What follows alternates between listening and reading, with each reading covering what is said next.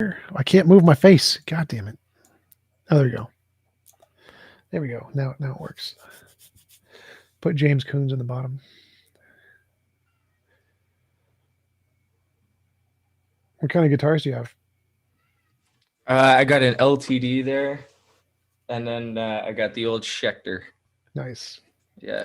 You got the ones with the pearl inlays, pearlescence inlays. Yeah, the Schecter was my first guitar. Still in pretty good condition. The LTD I had shipped in from Edmonton. They stopped making them. It looks Cool. like the BC Rich Warlock, but better. I got an Ibanez. Oh yeah, I see the guitars there. Nice. Well, that's a Fender Bullet from 1951 or something. And that's just a garbage acoustic. I love the garbage acoustics. The garbage acoustics, yeah. It's worth like a solid $5. Do either of you have to screen share? No. No. Okay. Well, if that's the case, my only other question... Well, I guess did God create the universe? My only question is just to confirm the affirmative. Ronnie, you would be going first? Yeah, sure. All right. That sounds good. And also, I just want to make sure that I can pronounce this properly out loud because what's in my head, Ronnie Cameron? Yes. Sound fantastic. All right. Is there another way to pronounce it? Ronnie Cameroon. So you would think the easiest names I have found ways to mess up. That is a talent of mine. And so, but yeah, with that, I got up to 12-minute openings, 50 to 60 minutes dialogue, 35 minutes of Q&A. And with that, we are going live, guys. In 3, 2, 1. What is up, everyone? Welcome to Modern Day Debate. We are a neutral platform welcoming everyone from all walks of life. If you're looking for even more fantastic debates, please do not forget to like, follow, or subscribe. Welcoming everyone including from all walks of life. If you're looking for even more, create the universe. With our debaters, TJump and Ronnie Cameron, here to help us find out. And if you enjoy what either of them have to say, our guest links are in the description below. Though with that, I am going to hand it over to Ronnie for their up to 12-minute opening statement. The floor is all yours. All right. Thanks, Amy. Okay, so I have 5 arguments for why I believe God created the universe. 3 main arguments. First, science can't explain how something comes from nothing. This is a classic one. Obviously, TJump is familiar with this. The ultimate origins of the universe is basically beyond scientific explanation. Therefore, a supernatural explanation is the only plausible one. The existence of God explains why there is a universe instead of absolute nothingness. This is my second main argument. Science cannot explain a reason for why there ought to be a universe instead of nothingness. Non-existence continuing to not exist is an easy concept to imagine, right? Eternal nothingness and nothing ever happening. But nothing, absolute nothing, creating something is unimaginable, not only because it's impossible, but because there is no reason for why it should happen. However, if God exists, it's then reasonable and easy to imagine him creating things as opposed to just doing nothing. There is no reason for absolute nothingness to do anything, but there is plenty of reasons for why God would wish to make something happen. My third argument is this: science can't explain the fine-tuning of the fundamental properties of the universe, another classic one, without resorting to multiverse theory. So multiverse theory is illogical. It just doesn't make sense philosophically and intuitively, and it's just a really bad argument. So without using multiverse theory, we can't get around the fine-tuning of the universe. And then my 2 second arguments are these. Why does math exist? It's kind of a fun one. And why is there consciousness? Why did the universe create consciousness? Life can exist without consciousness. things can work in a mechanistic way, and we don't really need consciousness. Now, if there is a God, it's easy to believe why. It's easy to see why there would be consciousness. But without God, we actually don't know why consciousness exists in the first place. So that's my opening. Thank you, Amy.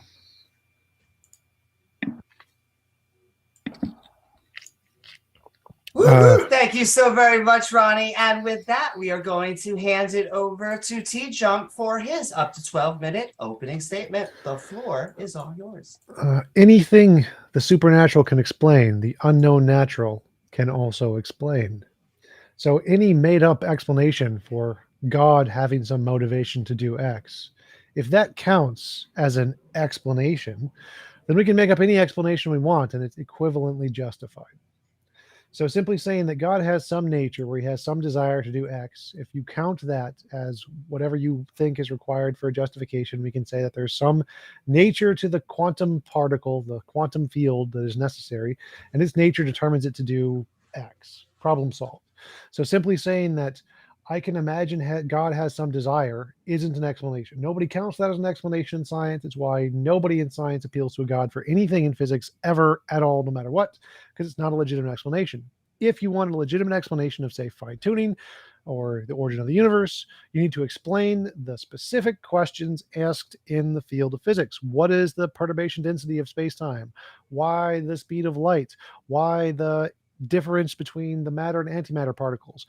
Why is the gravitational waves the way they are? There's lots of specific questions you need answered, and if you have a theory of everything, it needs to answer those questions. Otherwise, it's literally not a theory of everything. So simply saying God done it is not a theory of everything. The multiverse is a theory of everything because it explains answers to each of those physics questions.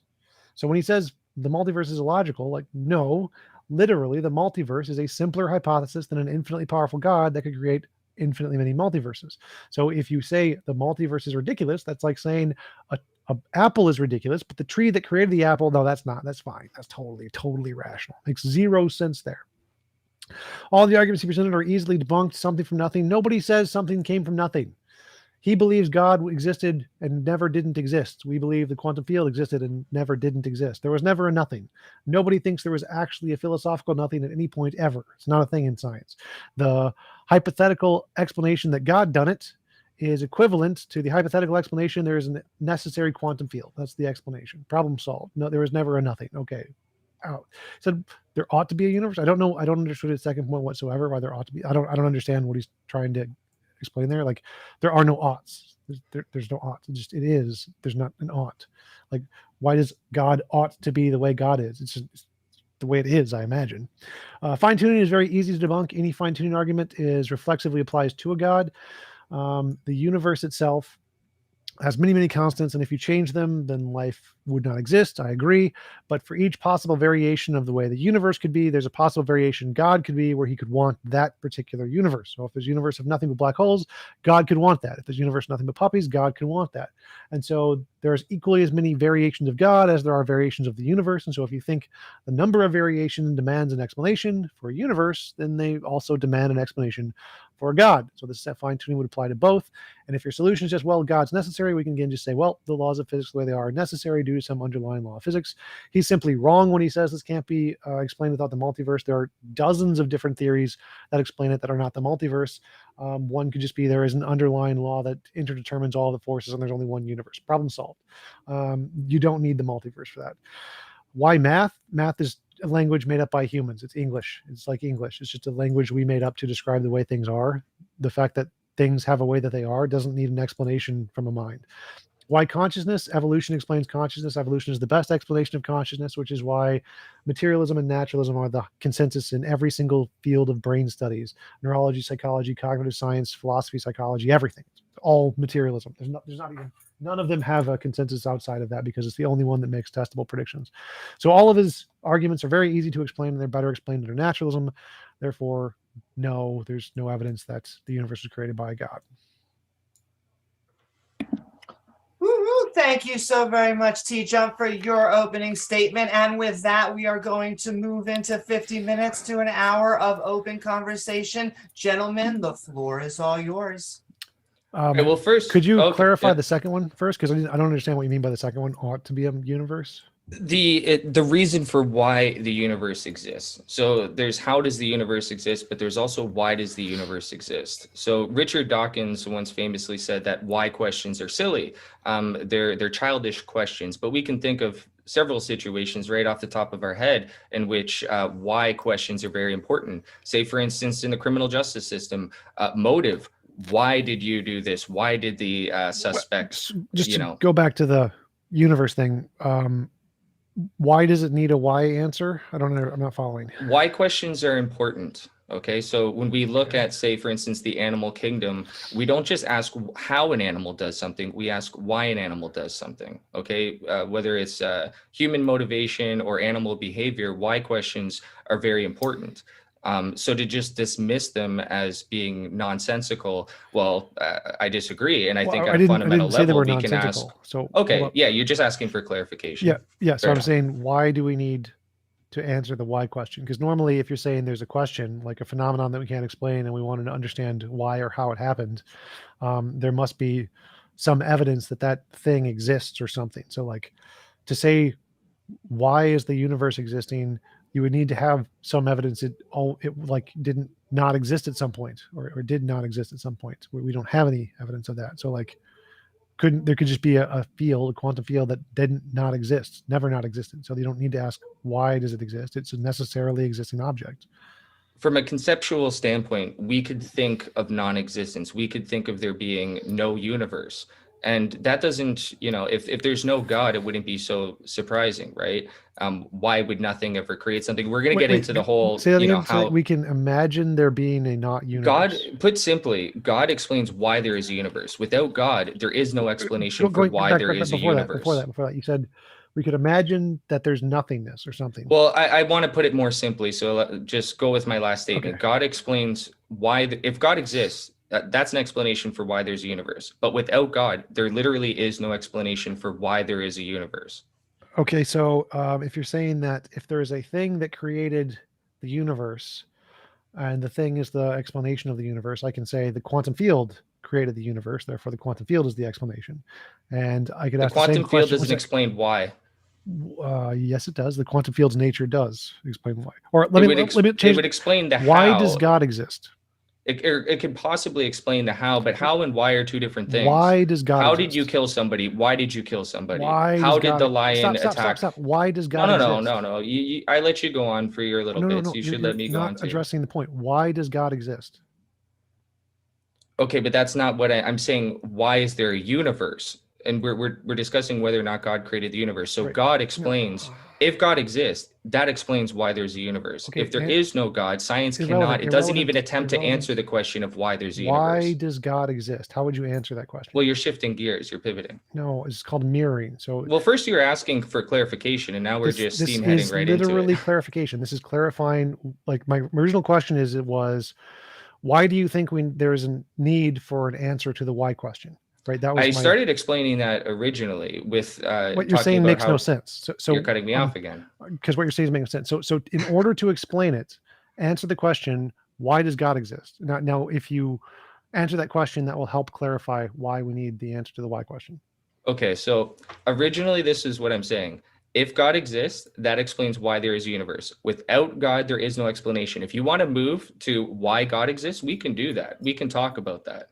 But right now I'm focusing on why is there a universe, and it's fine. Maybe science doesn't have an explanation. Maybe it doesn't care about answering why, and that's perfectly fine. There are many scientists who say we don't care about why there's a universe. Focus on what I'm actually saying. Don't bring up irrelevant things. I have, and I'm telling you, you can move there. But what you're doing is trying to reframe. Okay. So again, my point here is that I think the universe does not need a why answer. It's just a stupid question. It's irrelevant. Fair enough. Like when I ask the question, why does God exist? You're going to give some answer like because he's necessary or something. And I'm just going to give the exact same answer for the universe. So any answer you think applies to why the universe exists is also going to apply to God. Why does God exist? Can I explain why it's important? Yeah. To ask the why question? Yeah, absolutely. So, but I want to say for existential reasons and spiritual reasons. Okay, many people ponder what's the point. Okay, fine, finish. But I'll go right back into that. The point of my argument here is, the argument that the universe needs an answer to the why question, any justification you give is going to be paralleled one for one for any God explanation why God needs to have an answer to the Firstly, why I question. didn't say that the universe necessarily needs to have one, but with the existence of God comes an explanation for the universe. Without God, there is no explanation for why the universe is. Well, I can repeat that many times. I'm sure the audience can grasp that. But what I want you to that makes understand no here, sense. TJ, is that most scientists would agree that science does not care to answer the question, why does the universe exist? It only cares to answer how questions regarding the origins. I don't care about anything any other scientists have to say. So don't. Well, you don't, even don't, said so yourself. You don't care about the why, and that's for fine. the But many universe, people for the do, universe, and God for the universe. satisfies that answer. For the universe, I don't care about any other scientists. Don't bring up any other scientists. It's just a waste of time. Why does God exist? Okay, so we're going to shift to why does God exist? It's the same point. Even though the conversation is, did just God answer the create question. universe? Stop evading. Answer the question. Well, I don't feel that why. I'll explain to you why it matters in like 5 seconds. I know where you're going to go with it, and so you might as well just go there right now, because the topic of the debate is not why or how does God exist. It's did God create the universe? Why does God exist? Why does God exist? That's a hard question to answer. I would say that God would be the one thing that would be beyond explanation in all forms. The why, the how, the where, the when. God, by definition, is capable of being beyond all of that, but science is not. Science is within the confines of cause and effect. I don't care about science here. So your answer was... I know you don't care about science here. No, I'm more qualified than you in this. So you said that it needs an answer to the why question. But no, I didn't. The universe needs an answer to the why question. It doesn't need one. I'm saying that with the existence of God, it satisfies the why. Some people might not care about the why, like you, and that's fine. But for the people that do care about the why, not following. So TJ, I follow you perfectly fine. It doesn't matter how hard you grab your nose or squint. Stop interrupting. It's a really bad debate tactic, to the argument. So you said that there's some benefit to getting an answer to the why question. Whether it needs it or not, you think that there's some benefit to having an answer to the why question for the universe. That I'm adds saying something. With the existence of God comes an explanation for the why. But without God, there is no explanation for the why. We can move on. Which makes it better, right? Which makes your hypothesis better because it has this, right? You're asserting that. I'm not making any of those claims. I'm just simply saying that God is the only thing that could possibly explain the why. And for those who care about the why, they probably will end up believing in God, or at least searching for some answers down a spiritual path. But science simply doesn't even bother to provide one. So if it doesn't matter that there's an answer to the why question, that means it doesn't add any benefit to your hypothesis, right? No, I'm saying that for those who do care about the why, it absolutely does. But for those who say, listen, I don't care about why there's universe, well, it's not really that strong of an argument. So your argument is that if people think there's a why, then they would want to believe in a God or something like that? I'm saying it's reasonable to ask the why question. Many people do ask the why question, and God is the only thing that could possibly give an explanation. Well, no, science can't. It definitely can, but that's not the point here. So you're saying it can't give a why. Yes, it can. Anyone can make up a why. Why making up a why is no. easy. Why is different than how, and you're just going to use how arguments. You're not going to use why arguments. I said anybody can make up a why. We can add why. Yeah, but they could be implausible or nonsensical. Like your God hypothesis, I know. But so the question here is, why are you saying that you brought these up as arguments to indicate that God created the universe, right? Yes. And your first argument was because it answers the why question. There is no reason for why a quantum field would create a universe, or why a quantum field would even exist. There could be a how explanation, but there is no why explanation. I want to know why you think the ability to answer the why question counts as evidence that God created the universe. Because for those people who care to ask that question, God could be the only possible explanation. For those who don't care to ask the question, it's just going to be a Richard Dawkins explanation. I don't care about the why. Why does the fact that people want an answer to the question equal that that is more plausibly true, or that the probability of the answer is true?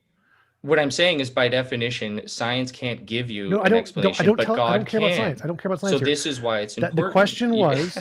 Are you pretending to be is this obtuseness coming from you right now? Like, what's going on? What you're saying is so stupid. I'm trying to baby step you through this.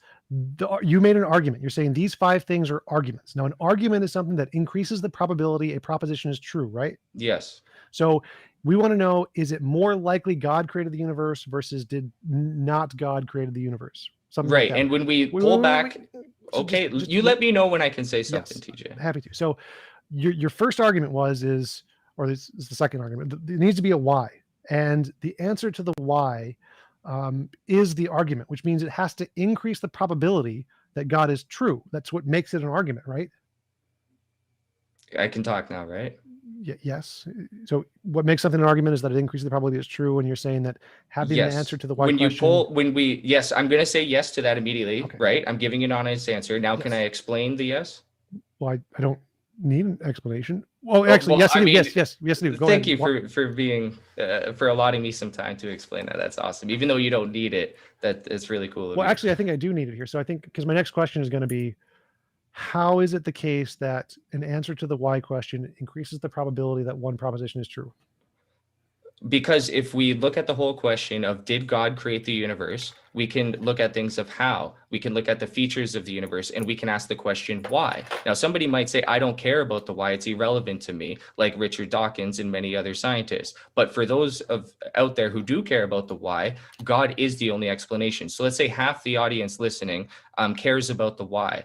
They will look at this segment and be like, yeah, you know what, it's true. God is the only possible thing that can give an explanation.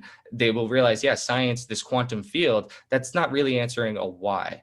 So I hope you understand that, and maybe we can move on. No, I didn't understand that at all. So how does the ability to answer the why question increase the probability a proposition is true? And then you said, because people care about the why question. Now, what people care about means nothing. It's zero evidence for anything what people care about. Do you not forget what I originally said about why questions are important? Because they pop up in life all the time. So it's not, sure. We shouldn't just disregard the why question. Sure. So let's say we're talking about whether or not somebody's guilty of a crime. And one side can explain the how, but the other side could also explain the why.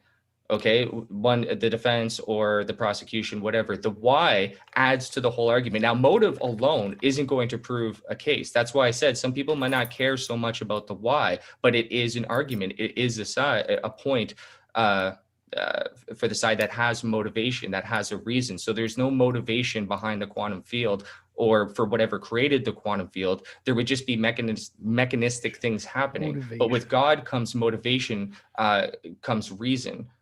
I hope you can understand how does that increase the probability of the proposition God created the universe? Well, just like in a court of law, if one side has motive, that increases the probability that their side is true or their side is correct. No, it may not be insurmountable evidence case closed, but evidence. It is a point. It's zero evidence. So like if we see somebody who was crushed by a rock and we say, well, why did the rock do this? And well, it was just gravity. There was no why. It just didn't happen. So asking the why question and saying, well, maybe Hitler decided to push the rock, therefore there's a why answer now, doesn't add any probability to the Hitler hypothesis. It adds zero. So simply adding a why answer doesn't add probability to the proposition. Well, within the realms of motivation here and sticking with the whole criminal like justice system, if we have, say, two advocates, one is saying that, hey, I think this person is guilty of the crime, the other person saying I think this person is guilty of the crime. If advocate I'm saying A, no person. I'm saying, so the option is person A and gravity. You're not letting me finish. If there's no motivation, I don't care what there's. So the comparison here is constantly interrupting, and it's really frustrating because insanely stupid. I'm trying to baby step you through this. It's not person A and person B. TJ, I understand the point. Person B. No, you don't. If you understand in a hypothetical, it's a hypothetical. No. Okay, so of course there's no person A and person B. Person A, rock. No person B.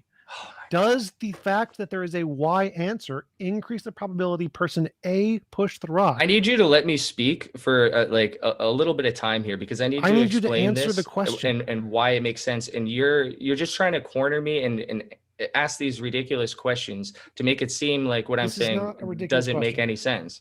And it's really frustrating because it's not an honest. You keep doing that squinting thing. That's a sign in any debate. It's a sign that what you're saying is so stupid. You've done that to Daniel. You've done that to so many people.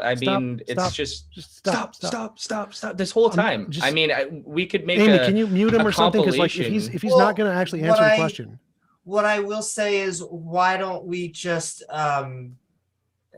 answer, Ronnie, if you would like, and then maybe you ask a question, and we'll just get kind of a better back and forth. Because when somebody asks a question, can somebody have maybe like 30 seconds to a minute to respond? Not if you That don't fair? answer the question. So I'm not going to give you 30 seconds to say bullshit and not answer the question. So the question is, you do this all the time. I'm not going to give you 30 seconds. What do you mean? So I you're not really gonna think give me it's 30 that seconds? bad, but right now it's just spicy, and so I'm just going to ask both of you to obey the Queen of Sound Bites. And besides that, whoever would like to ask the next question. yes. Or... Okay. So I'll try to explain this to you again because you're a dumbass. You made the claim.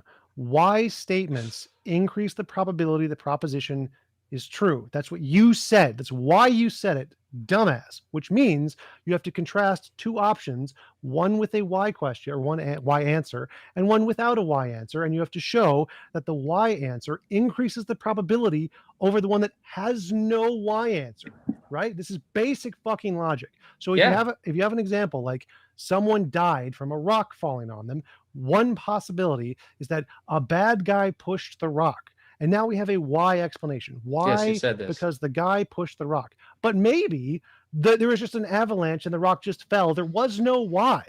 And so your argument is that simply positing a hypothesis that has a why increases the probability that hypothesis is true. And I can prove that's false because I can give an alternative hypothesis that has no why, avalanche, and that hypothesis doesn't go down in probability just because you imagined Hitler did it. That's no evidence is provided there, which proves it does not provide evidence. Okay, shut the fuck up and let me talk, all right? Because that's just then, like, honestly, is that even a question, man? Is that even a question? Yes. Because it's so convoluted. Question, it's like, yes, the question, I'll give you a perfect example for why is a reasonable question to ask. And I why don't care if it's a reasonable shut question. Up, why shut is up. it evidence? I'm getting there, TJump. The question is, why is it Seriously, evidence? shut up, man. Dumbass. Like, this is just so annoying. Evidence? You just keep talking and you because literally don't give me any time. Even if I was, it still doesn't give you the right to act like that. And you should be smart enough to know that. No, so with that, Ronnie, the floor is yours for a response back. Thank you. Okay, so let's say there's two people that are suspected of a crime, person A and person B. With person A, we have reason for why that person may have committed the crime, and that's it. For person B, we have nothing. So all things are equal. The only thing difference is we have motivation for one, we don't have motivation for the other. This explains how a why question could increase the probability. If all we have to go on right now in a vacuum, which what we're trying to do with this whole why is the universe here, if one side has a reason, the other side doesn't, it makes it more likely. If TJump doesn't get that, I mean, I'm sorry, but you're the dumbass. You absolute fucking moron. In the case of someone where we know where someone was killed by another person, then having someone with motive increases the probability. If we know someone died and we have no reason to think a person did it, is there a universe? Is there a universe? Dumbass. Yes, there's a universe. So that could basically be equivalent. Did somebody die? Now we're asking the question: who created the universe?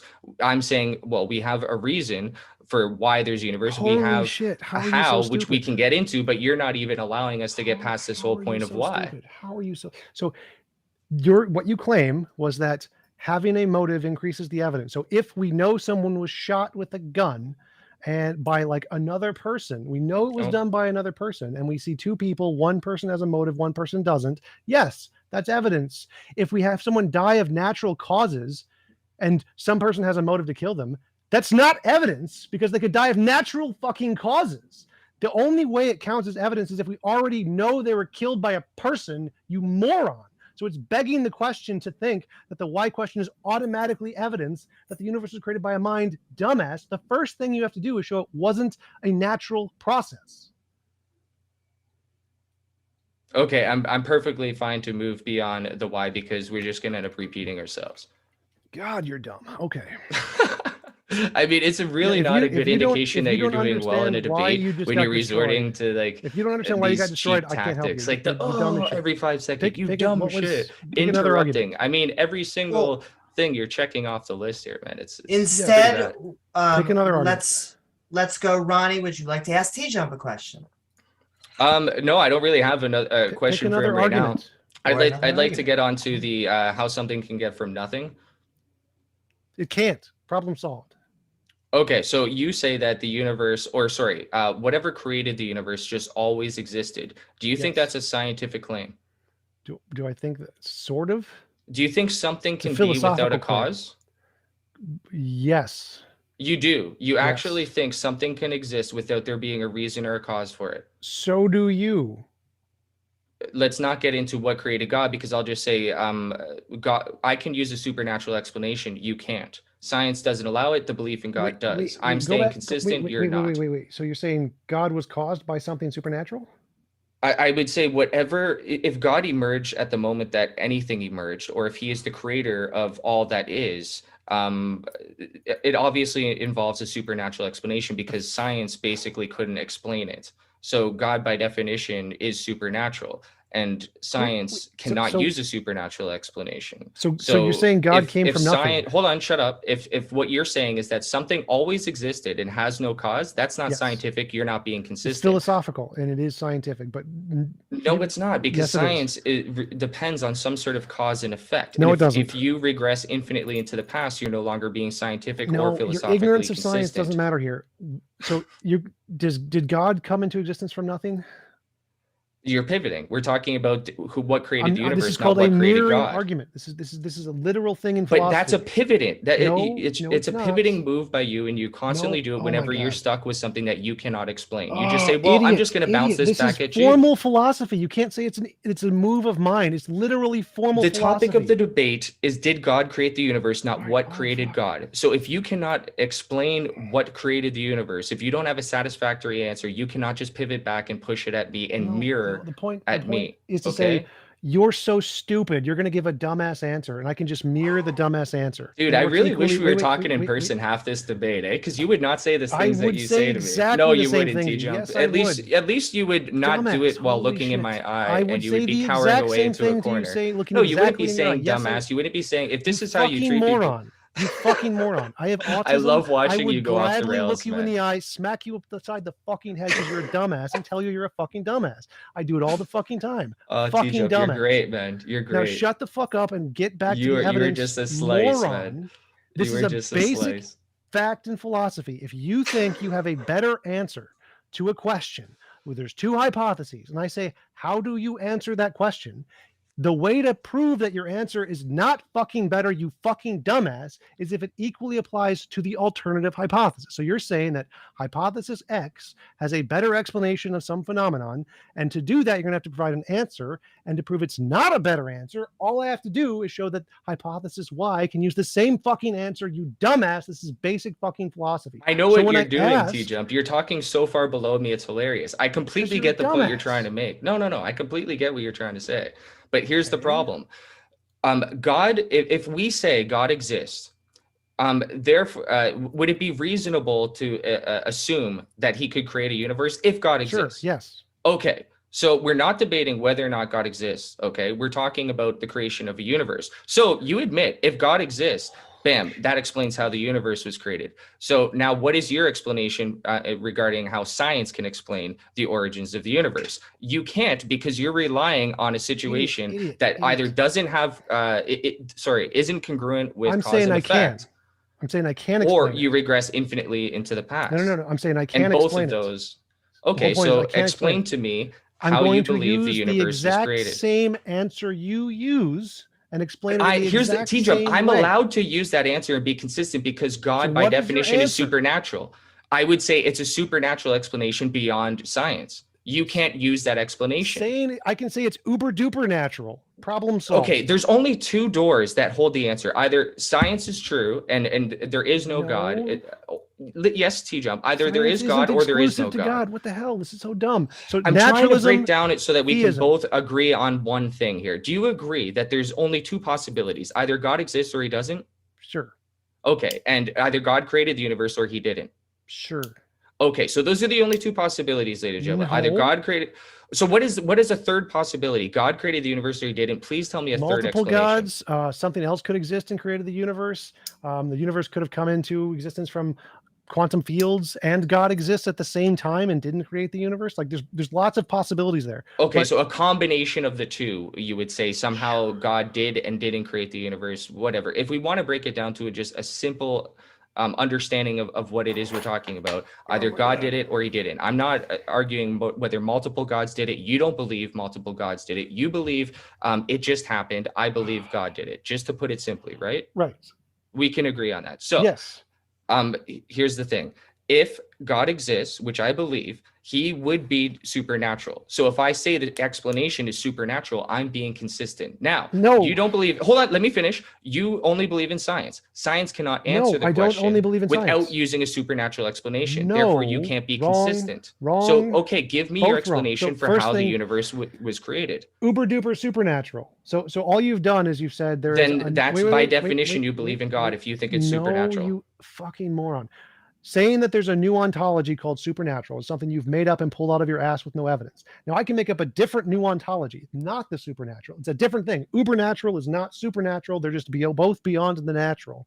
And ubernatural is a kind of material stuff, and the material stuff in the ubernatural created the universe. Problem solved. If what you think counts as an explanation is making up a bullshit new ontology with no evidence, we can do that too, moron. What I'm doing is proving that there's nothing beyond door number 1. So logically, the answer has to be behind door number 2. Door number 1 is science. It has no explanation for how the universe could be. It literally doesn't. We can explore it, and by definition, it comes to a dead end. It either runs into the wall of cause and effect, or you're just simply saying that there's infinite regression into the past. Those are the only two things science can do, and it fails at both. Therefore, the only other explanation must be behind door number 2. Even though I can't open that door and show you God, it's literally the only thing that could explain it. So please, again, TJump, explain to me how a universe can just create itself or come from nothing or just always be, while staying consistent with science.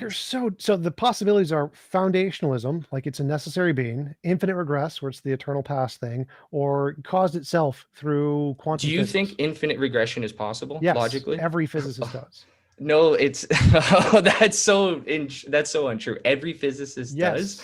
It's quite the opposite. No, infinite regression into that would mean that the past is literally creating itself as we speak. No, that's circular. Oh my fucking god! Creating itself. That's what it would mean. Infinite, idiot. If time is going infinite to the future, then it would have to be going infinite to the past. And both parts are creating themselves as time. Dude, all you keep doing is saying dumbass, squinting, grabbing your glass here.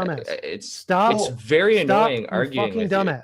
I wish we had a moderator. Stop, you fucking very, dumbass. very bad. I will say we do want to go less ad hominem towards people on both sides. I'm enjoying the spice. I need to address all the stupid shit he just said. So first thing he said, sure, infinite regress is time creating itself. No, you fucking dumbass. That's called circular creation. There's 3 options in philosophy: infinite regression, circular reasoning, foundationalism. Those are the 3 possibilities. If time was creating itself, that would be circular, not infinite regress. You fucking moron. Infinite regress is that there's always been a thing. It hasn't creating itself. That's the consensus in physics. I would argue that the circular argument is illogical. Infinite regression is illogical. If you think it's illogical, I'm arguing it. I know you don't care, TJump. No, you say this all the time in debates in which you're losing. I don't care, dumbass. This is that. Mute him. Let me finish.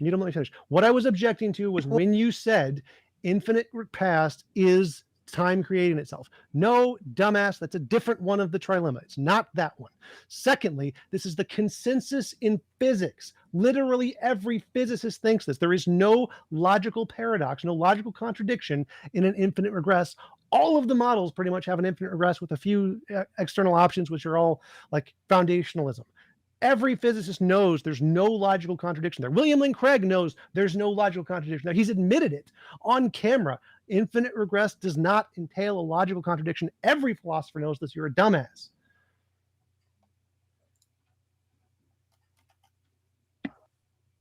So what's your argument against? Am I allowed to speak now? Sorry, I thought I was muted there for a second because he said Amy mute him. And I have not muted anyone. I just want to give another PSA. Keep spicy. We just want to give insults towards arguments, not people. But I'm enjoying the debate. Okay, so with respect to infinite regression into the past, insofar as a universe being created, it's illogical because what we would have to assume is that the past is literally creating itself right now. So what does infinite mean? Okay, infinite means beyond measurement. It's basically the biggest thing possible, right? So if we were to say time is moving forward into potential infinite time, we would also have to assume that the past is doing the same. And since in order for time to move forward, we have things creating themselves, we have moments creating themselves, we have cause and effect. So we would also have to assume that some sort of cause and effect mechanism is working, but applying into the past, meaning that the origins of everything right now would be creating itself, and the origins of that would be creating itself, and the origins of that would be creating itself, and it just keeps going and going and going. And so we actually wouldn't have an ultimate beginning. We just have this nonsensical explanation of how something could just be eternally moving into the past, creating itself. That can't be. Time can move forward infinitely, yes, because there's an infinity yet to be explored. So we could say that the potential of time to move forward into infinity is infinite, but the potential of time to move into the past infinitely, that just doesn't make any sense. Oh my God, that's so fucking stupid. So the past existing infinitely is not creating itself. It's not like the future, which is continually going forward and more of it is being created.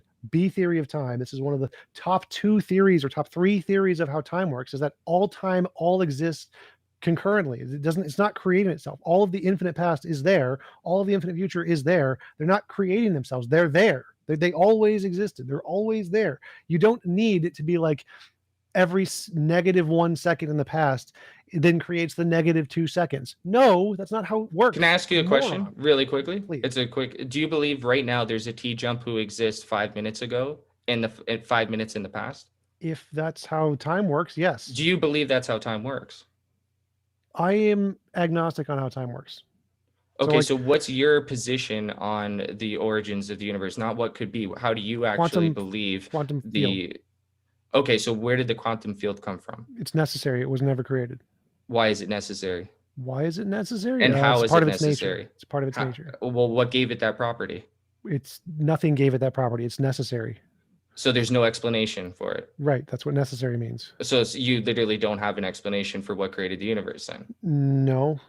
Brute facts, I guess, are the ones that don't have an explanation. Necessary facts are explained by their nature. So a brute fact is a thing that's true and has no explanation, which are totally fine in philosophy. Necessary things have an explanation, which is their nature, and their nature is the explanation. That's circular.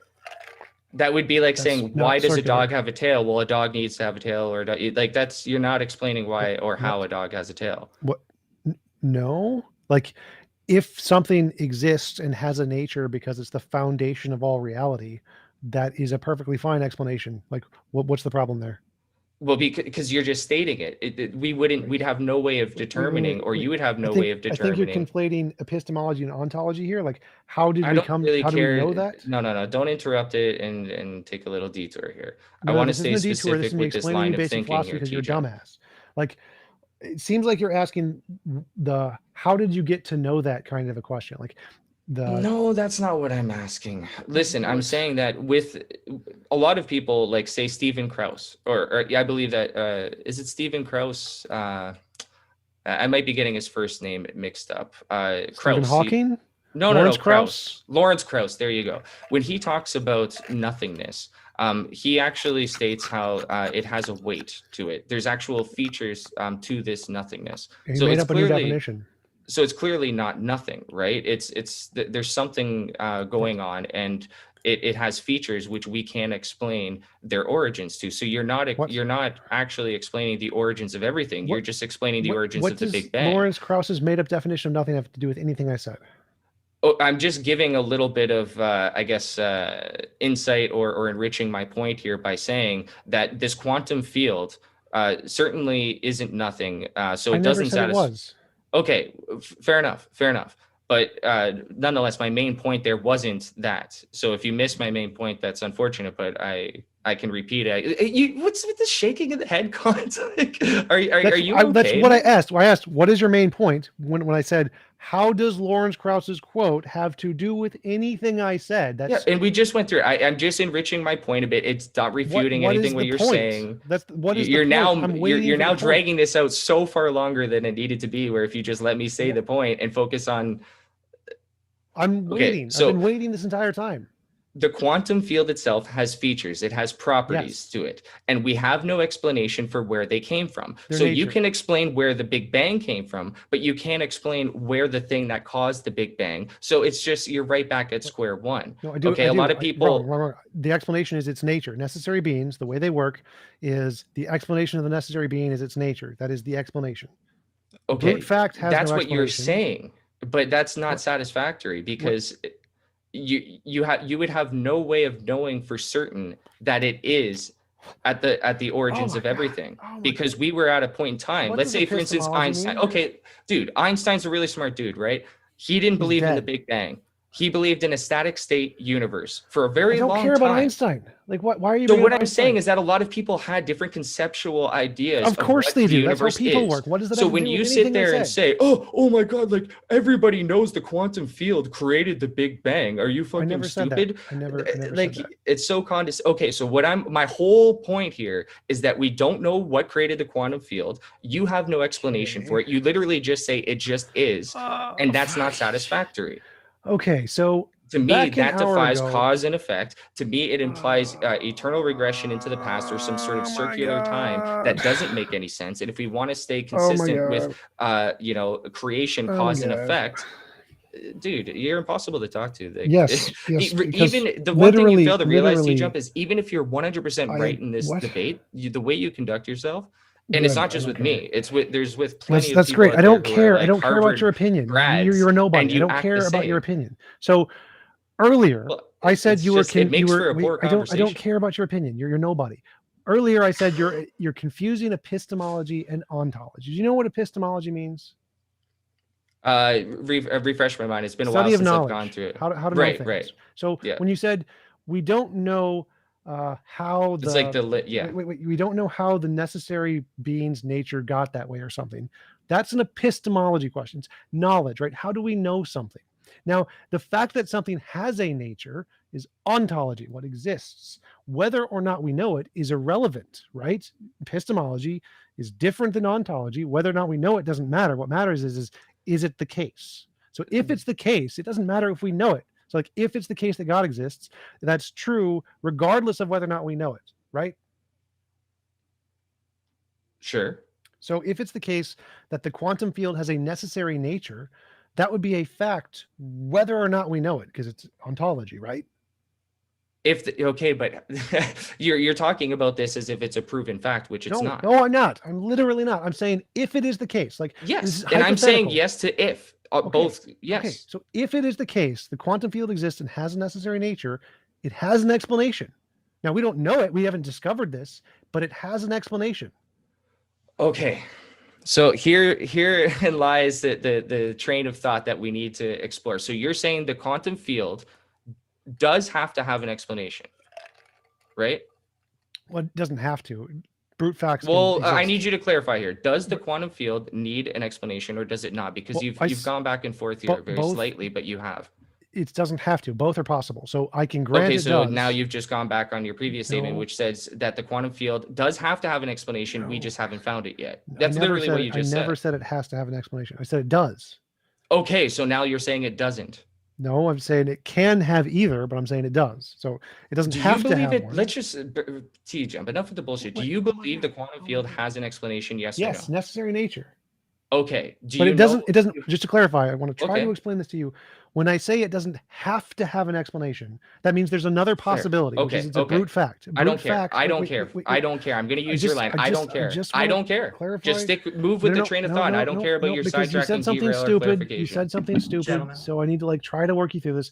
There's two T-jump, let's possibilities. just move fucking There's forward two with it. You possibilities. believe the quantum field Two has to possibilities. have an Stop, explanation, stop, yes? stop. There's two Or possibilities. sorry, no. Two It doesn't have to. possibilities. You believe it does have an Two explanation. possibilities. So T-jump, brute do you believe facts the are quantum possible. field has an Wait, no, explanation? this yes might or come no? up later, so I'm going to T-jump, do you clarify this have- now. I'm might come up not later. letting you No, dictate where we no, go with it. no. I'm going to continue to 'Cause- ask this, no. and we're going to go this way. Mute him so We're I gonna can go- mute him so I can continue. Well, No, someone. I'm asking you a mute him question, so I can continue. and I just want to continue with Mute it. him so I can I continue. would prefer, Ronnie, if you don't mind, just let him ask you the question. I'm the one answer it, asking the and then question. ask it. So I'm He's just not a asking a clarification. question. So Okay, then I'm just trying to go back and forth. Clarifying what I said earlier. So Ronnie keeps doing this stupid thing where he keeps misrepresenting things I said before because he doesn't understand philosophy. So I want to clarify.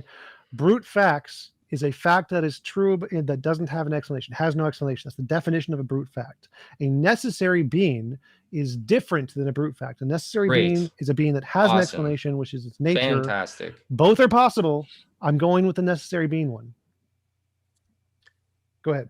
Okay, so do you believe that the quantum field has an explanation? Yes. Okay, do you have an explanation for the quantum field? It's nature. Okay, so what you would basically say is science is yet to get there, but we will find an explanation, correct? No, we may never get there. That's irrelevant. That's epistemology. Epistemology is not ontology. I just, do you think right now that, let's say it is epistemology, I don't really care. What I'm asking you is, do you think that there is an explanation for the quantum field and we just haven't got there yet? Or yes. Okay. So my next question would be, if say, in the future we find that out, I would be, okay, what created that? And logically, you're going to have to say, well, something must have created it. Because if you believe right now, this thing that you can't explain where it came from, say the quantum field, you would have to then continue to say, well, this next thing probably has an explanation too. And then the next thing we discover would probably have an explanation too.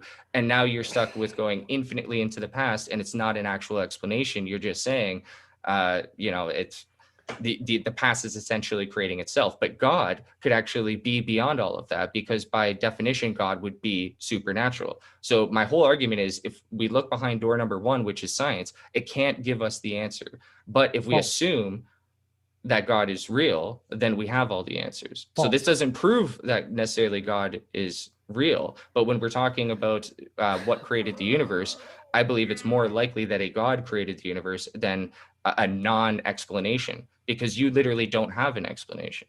So as I said in the beginning, anything the supernatural can explain, the unknown natural can also explain. Science does not know, it knows 1/1,000,000th of 1% of anything, which means in the natural world, we could discover a necessary property, a property that has no cause. By its essence or nature, we discover it, it can't be caused. Like energy. Energy cannot be created or destroyed. It is not caused. And so if we discover the essence of reality is a necessary being, we've discovered in science an object that can't be caused. It's not caused by anything. If we discovered that, there wouldn't be a why. There's no why was it created. You wouldn't ask that. You would be wrong to ask that. You would be an idiot to ask that because we've discovered. How do you know that right now the quantum field is all there is to explain? It just always was. And there is no why. There is no explanation. I said, if you asked, if in the future science discovers this, then there won't be one because they've discovered a necessary being. I'm saying we have the tools right now to know that we are going to be in this eternal deadlock of never knowing whether we right now have all the answers or if there's more answers to be in the future. No. And yes, so because just like right now, TJump, let me explain how yes, because right now in the scientific community, they could say, for all we know, the quantum field just always existed. But then there's going to be another batch of scientists who say, well, no, there might likely be an explanation for that. You're always going to be stuck with those two options of, is there more mystery into the past, or is this basically the foundation of all creation? And what I'm saying is that science basically is illogical at that point, because you're going to have to depend on infinite regression into the past, which is illogical, or you're going to have to say something just always was. Unless we discover a new property of reality, which in that property can't be created. If we discover that, problem solved. No, we have. What do you mean we've discovered that? No. Because right now, if we discover that. But we will never know, because TJump now, what tools could we possibly have that would tell us we found the ultimate answer? I don't know, but it's possible. It doesn't exist because it logically can't. No, there's no logical contradiction. TJump, it literally can't. If we find that substance, let me walk you through it. Let me walk your little brain through this, TJump. I'm going to pull the condescending shit. If we find that substance that you just brought up, somebody could easily ask the question, where did that come from? And how would you know, or anybody know, if it just always existed, or if maybe science has yet to be able to answer the question, and we will never know that. Science will always just have a question mark in terms of the origins. What is the logical contradiction in a property that we know could not have been created? Sorry, And repeat that again. Say that again. before you actually ask that, once again, we're gonna keep the insults towards the arguments, but we have about 5-10 more minutes of open dialogue before we switch into the Q&A. I do want to send a love out there to everyone watching in the live stream. Please don't forget to like, follow, and subscribe. I am actually enjoying the spice. That is right.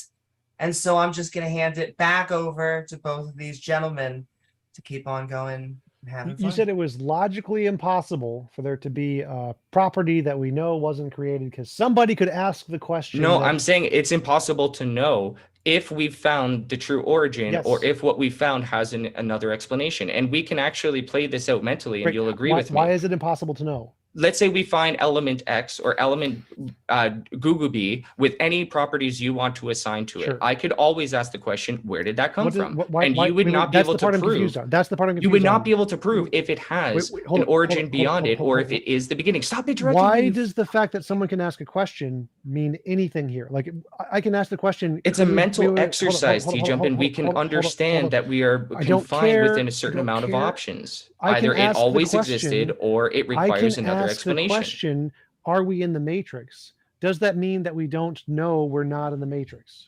Okay, TJump, let's go down this confusing little road. Let's spin this little web you got set up here with the matrix.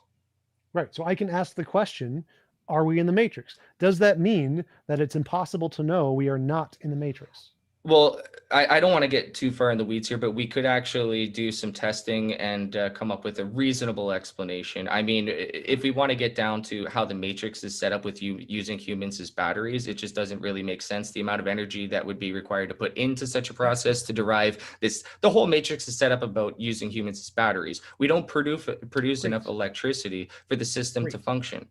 So even though I can ask the question, you can still say, no, I know we're not in the matrix, right?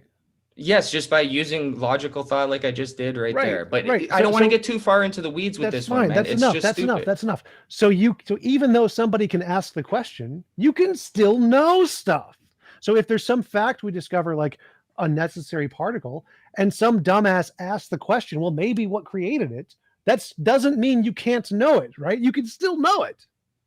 TJump, whatever it is that we find that you could argue is the original source or original realm which created all things, you could easily ask the question, just use your imagination. Why couldn't you just ask the question, well, where did that come from? And if, let's say we find an answer to that, you could then ask the question, well, where did that come from? And now you could mirror back at me and say, well, let's apply this to God. But God can actually escape this problem by saying he's beyond science, he's beyond explanation. Our science, our brains literally cannot comprehend how God works. Our brains can comprehend how science works perfectly fine. I mean, we've traced the universe back to the first seconds, or minute seconds of its existence, and we're now pondering the quantum field in which birthed it. So I believe we will find an explanation for the quantum field. We will find an explanation for whatever created that, and we'll keep going and going. At the end of the day, God is the only thing that could be an absolute original creative point. Otherwise, you're stuck with eternal regression into the past, or just something always existing, and you would never know whether or not the thing you found is the actual original creative point. You would never know. God, there's so much stupid there. So if you can know things, even if somebody asks a question, the fact that somebody can ask a question doesn't mean you don't know it. You can still know it, just like in the case of you're talking so far under me right now, TJump. You just rewatch this part and you'll realize because you're so stupid. Like, you didn't even understand what I said. I completely debunked your argument, but you're so stupid you didn't understand it. So yes, just explain it to you like a child again, because you're so dumb. It's just, that's the best I can do. So you're just repeating your argument was that just talking the below fact the that main someone point here. can mute him so I can just finish, because it's like the closing statements anyway. Well, in fact, since it is about to hit that mark, if you want TJump, what we'll do is we'll just hand it over to you. When you're done, say so, and we'll hand it over to Ronnie. You guys can feel free both to say whatever you would like, and also, where can people find you on the intertubes, as well as it's in the description. But yes, TJump. Yeah. So his dumbass argument was the fact that somebody can ask the question, where did this come from or what could have made this means that you can't know that it's a necessary being. Therefore, it's impossible for us to ever know that there's a necessary being. One, this is again confusing epistemology and ontology. Whether or not we can know it doesn't fucking matter because it could still be that way. Secondly, we can know it. The fact that there's a way to ask a question doesn't mean you can't know something, which he himself demonstrated that yes, we can know we're not in the matrix, even though someone can ask the question. So there could possibly be evidence that we don't know about yet that we could discover that'll prove this is a necessary being. And even if some dumbass asks a question like he does, that's not going to mean we don't know it. So his own argument, he debunked it himself. I'll just conclude there because it's like too much stupid. Woo-hoo. Thank you so very much, TJump. And we do want to remind everyone out there in the live chat to keep on sending in those questions. And we have a lot of super chats. So thank you guys all for the support and the love. And we will get to those right after. Ronnie, the floor is all yours. Where can people find you and your final thoughts? People can find me on Telegram. You can find me on Twitter. Yeah, I mean, I don't want to plug myself too much here. I just want to kind of keep going with the debate and just close out. So when I was younger, well, actually, I grew up as in a Christian home, mostly, like not like seriously religious, but for the most part, my mom, she believed in God, and my aunt, my grandpa, everybody like that, they for the most part believed, and so I believed. And when I got old enough to question it, I became an atheist. Christianity just had some bogus answers for the explanation of, you know, how Earth was created in 6 days or 7 days, whatever, Adam and Eve. A lot of the things just from a young child's mind didn't make sense to me. And I would get into debates, I get into arguments with Christians and Muslims at school. And I would say to them, like, you know, it's why do you believe in fairy tales? And I felt like I typically would beat them at that side of the debate. And one day we were talking about, you know, what created the universe. And I said, well, you know, there was some gases or there was some sort of field that led to the Big Bang. And they said to me, well, what created that? And I said, well, I don't know. Well, what created God? And they said, well, you know, God just always was. And I said, well, what if this quantum field or this, you know, state just always was? And they said to me, well, if you feel good believing in that, all the power to you, but I believe God did it. And it really stuck with me because I realized that we are left with that choice. We either have to believe that there will be these eternal explanations for how something can come from nothing, or there is this kind of substance which essentially acts like God. It created the universe. It created all things. It created me and you. It created everything. We could even call that original substance God. So at the end of the day, I was just, you know, I was turned from, I guess, an atheist into a deist or a theist. I don't even know what you want to call me, just from rational thinking, just from that beginning point of, well, the universe either came from nothing, and it's just, we have to believe that somehow there just was always this thing, or something came from nothing, or God did it. And with the belief of God, you can actually use a non-scientific argument and stay consistent. With science, you can't. Science, you have to stay within the realms of how science operates, and that's typically cause and effect. And my opponent here seems to think that it makes logical sense to have infinite explanations into the past as to how the universe could be created. You cannot have infinite regression into the past in terms of explanations for how the universe was created. There had to have been a beginning point. And so we could always ask the question, well, what created that beginning point? And science breaks down. But when we get to God and say, well, what created God? You know, the atheist turns it back around and say, oh, well, where did God come from? You can actually say, hey, it's a supernatural explanation, not just unknown science, but literally beyond science, beyond, you know, it literally defies science. And God is the only thing that is allowed to do that. So I think by kind of like a process of elimination, if science can't explain how the universe came to be in a satisfactory way, it must be God. Thank you so very much, Ronnie, for your closing statement. And with that, we are going to start the Q&A. Keep on sending in your chats at Amy Newman and your super chats, including $2 from Cameron Hall. Why add God when it's just another problem to solve? Sorry, can you repeat that? Absolutely. Why add God when it's just another problem to solve? I don't understand the question. TJump, can you clarify the question? Yeah, the question is why are you solving an unknown with a bigger unknown? You're positing a new thing that we don't have no evidence for to solve an unknown that we do have evidence for. Okay, so what I would say is that if we're only going to use a scientific explanation, a non-God explanation, we're basically stuck with eternal regression into the past, or something just always was, and those two things aren't scientific. So there has to be a supernatural explanation / God. Thank you so very much. At $10 from Stupid Whore Energy. If God is the explanation for the universe, why didn't he make the Higgs mass and top quark mass slightly different, which would result in a completely stable vacuum that won't decay? And I can read that again. If God is the explanation for the universe, why didn't he make the Higgs mass and top quark mass slightly different, which would result in a completely stable vacuum that won't decay?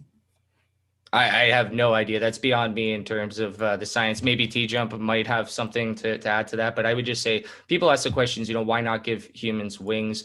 Why not allow us to live to 1,000,000 years old? There's a lot of reasons why we put rules into games to make them better, right? If we could just use our hands in soccer, it would destroy the game of soccer. I think God or the designer or the universe, whatever you want to call it, has a certain plan, and to just embed cheat codes into all of us so that we live forever, can fly, and have infinite. We won't learn, we won't develop a conscious wisdom that we would if we were limited. And I think God, with his graciousness I'm not Christian, I'm just messing around, has given us a good go as humans, right? We have all the tools necessary to be happy. Thank you so very much. And a $10 super chat from Sunflower. TJump, is the scientific process necessarily conductive to your moral theory? For example, what if novel testable predictions somehow eventually result in more involuntary impositions on will? Based on how the question is asked, I'd probably say no. The method of science is how we know things, but in our discovery of things can be immoral. That's fine. So it would not be the case that doing science would be inherently moral, or that we would need to be able to have science be moral. Like, no. Like, there may be some things we can only discover by doing immoral things, sure. Thank you so very much. Another $10 super chat. Thank you so very much from Sunflower.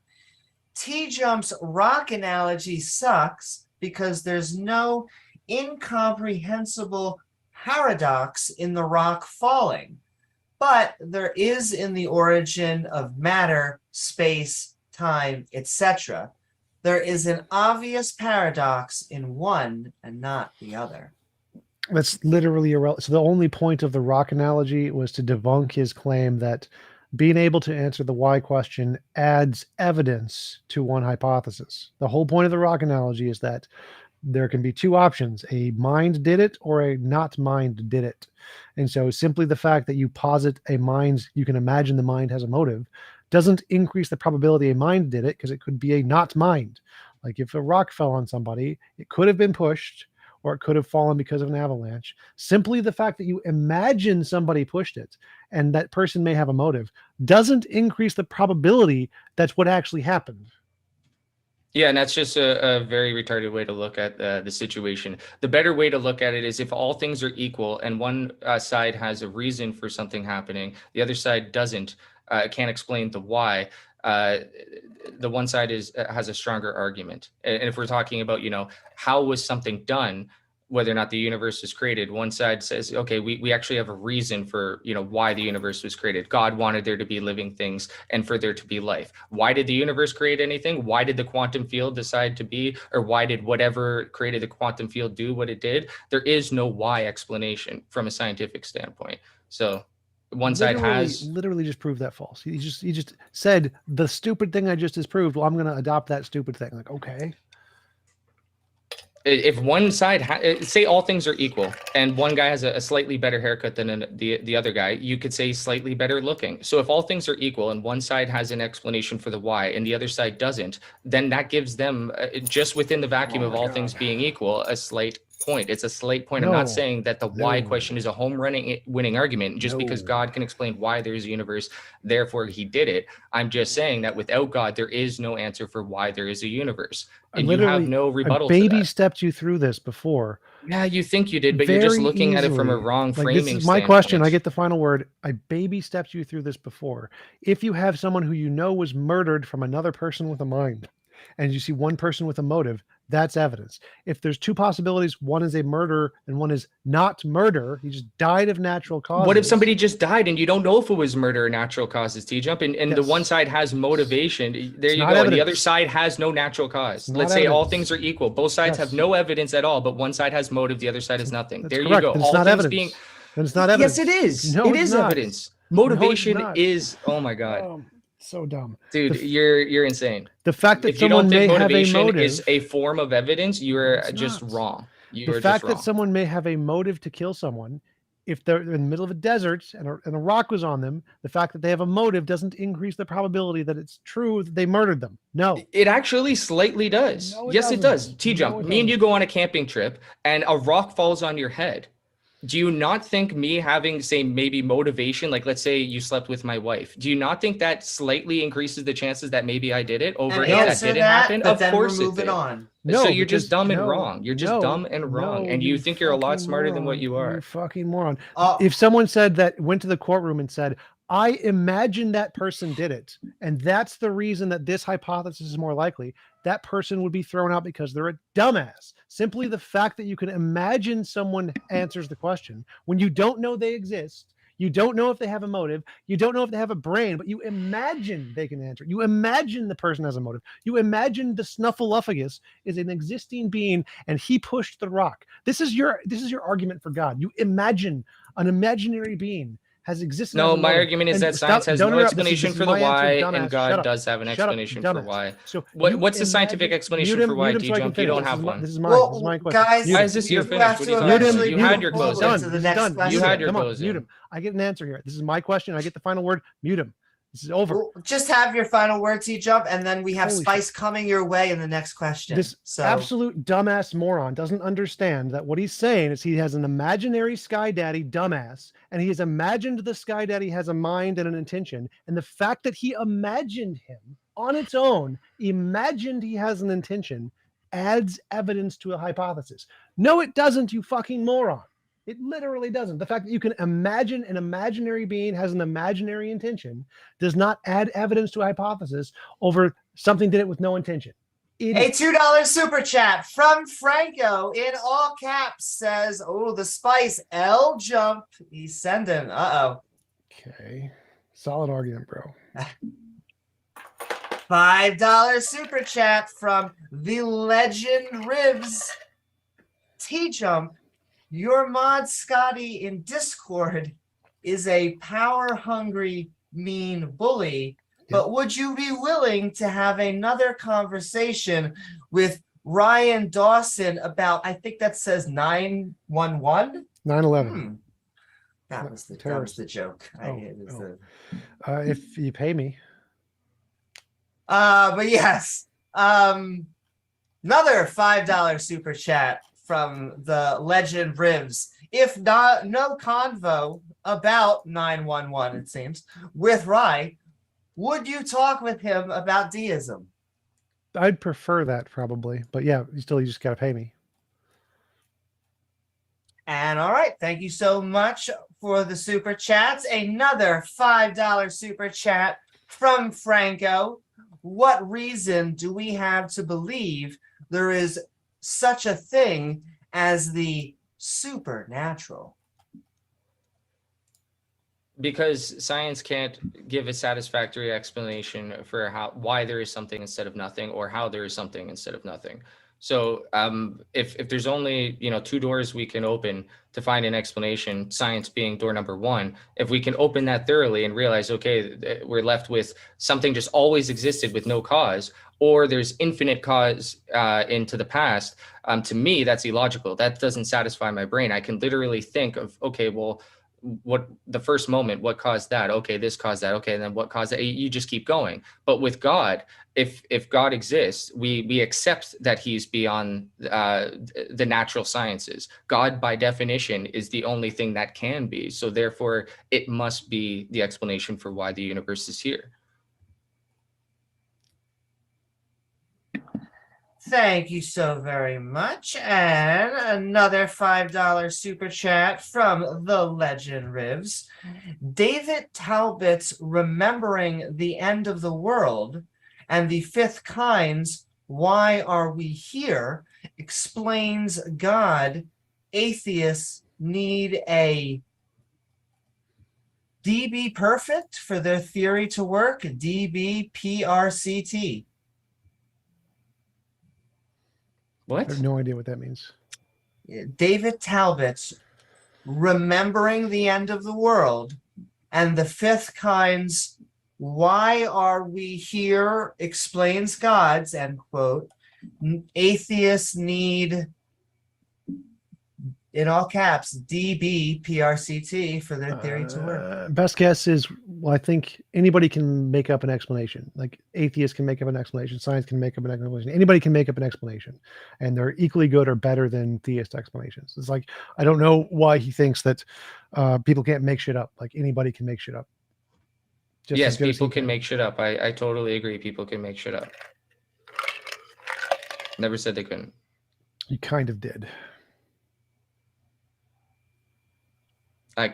You mean I kind of didn't? Like, you said science couldn't offer an explanation for the origin of the universe.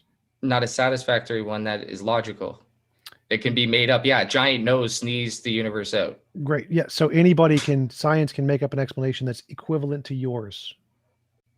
No, they can't, because they're not allowed to in order to stay consistent. It's like saying did somebody who advocates for not smoking can sit there and smoke and be consistent. No, you can't. If all you're saying is that a natural cause must be used, a rational, logical cause, and you're Mr. Scientist, you can't do the thing you're saying you can do right now. You can't make up a silly explanation that's beyond science and natural explanation, because you wouldn't be consistent. But somebody who believes, let's say a Christian, if they believe God created the universe in 7 days, they would be being consistent, correct? They're not allowed to say, no, God didn't create the universe, because then they wouldn't be consistent, correct? Sure. So what I'm doing is saying, okay, everybody being consistent, this Mr. Scientist, Mr. Christian, and Mr. Deist, who is most likely to be right? Christians say universe was created in 7 days. God pulled a rib from Adam. Sounds all bullshit. I don't believe in it. Then the scientists say, well, the universe just popped into existence out of nowhere, or it just always was. We don't really know. That sounds like bullshit. Then you have a deist or just believer in God who says, well, I'm not really sure what God is, but it only makes sense that a God could create the universe. It only makes sense that a God could be beyond science. Where is the inconsistency with positing a new ontology? How is that inconsistent with science? Well, yeah, sure, you can posit a new ontology, but the thing is, you're still going to run into the same problem of knowing. Okay, yes. We think about it this way, TJ. We can think of math that's beyond our understanding of math, but it's not going to necessarily destroy our understanding of math insofar as its basic principles. 1 + 1 is 2, simple addition, simple subtraction. Those things are always going to be true. Math will be true in all possible universes. Okay, we didn't even get to this topic of how there's math and why there's math. Humans discovered math. We never invented math, right? We could say that a greater form of math will come to be about, but what we know right now logically is etched into stone. Okay, 2 + 2 is 4, multiplication, all of that makes sense, and you can't think of another form. You can't think of another principle like subtraction, addition, multiplication, tie back into the new ontology division thing? Okay, so what I'm trying to say is that even though we can think of there being more math, greater math, it's not going to change what we currently know. So if we think about how could something be, we already have the tools within us to know that it's either A, has to always be, or B, it had a creation point before it. Those are the only two explanations. You know this, TJump. Stop pretending to be fucking. So science. Here's what we There's know only about two science, explanations for how something is. It either always was or something caused it. Do you not agree? So here's the stuff we know about. We don't need any more knowledge to understand that this is always going to be. You're missing the point here. So tiny You're dot missing of the science. fucking point. You're literally missing the point, TJ. Answer the question. Does something either always have to be or have a cause? Is there another third explanation? Yes, there is. What is the third Circular explanation? Causation. I explained that before. So circular causation doesn't make any sense. It's illogical. You don't even believe in circular causation. Go back to the question. Stop bringing up irrelevant bullshit that means nothing. There's fucking science right here. Little tiny dot. You're honestly like just not that smart, bro. Science, little tiny dot. You make up a supernatural. Here you go again. Right. Totally going in a separate direction. Your supernatural because you only have two options. The question was about how does supernatural posit a new ontology. You posit a new ontology of supernatural. I posit a new ontology of uber duper super materialistic natural. Yes. Why does your made up ontology have some magic power that my made up ontology doesn't? Because yours would, by definition, be believing in God or the supernatural. Solve the problem? Dude, let me answer your fucking question. Your premise doesn't make sense because when you say a super duper natural explanation, you're no longer being scientific and you're now making up a religion. No. By definition, yes. When you say it's super duper unnatural or supernatural, it's no longer scientific by definition. No, it's still scientific. Yes. You fucking dumbass. Science doesn't know everything. You're such a fucking saying idiot, more man, stuff honestly. exists that we don't know is not unscientific. You said earlier you wish you were in the you same made room this as claim. me and you'd slap me upside the head. Oh yeah, that's we rich. are, and with That's that, rich. I am pushing you both aside. We are moving forward, though the spice is coming from the super chat. Logical, plausible, probable for $2 says, has TJump lost his mind? Let's discuss in an after show. That is right. We will always support all after shows on here. So feel free to check out Logical, Plausible, Probable's after show right after the debate. And all right, keep on going. The legend Rivs. And I looked down, so I'm gonna he sent in another super chat for explanation, which was DBRCT means double blind placebo randomized control. So with that, I'm going to go back up, and he asked another question for $5 that says DBPRCT needs to be a model of parenting versus non-parenting in children after birth. That would prove humans could survive without parenting. What? Okay. I mean, double-blind controlled trials are ways to verify a hypothesis. Okay.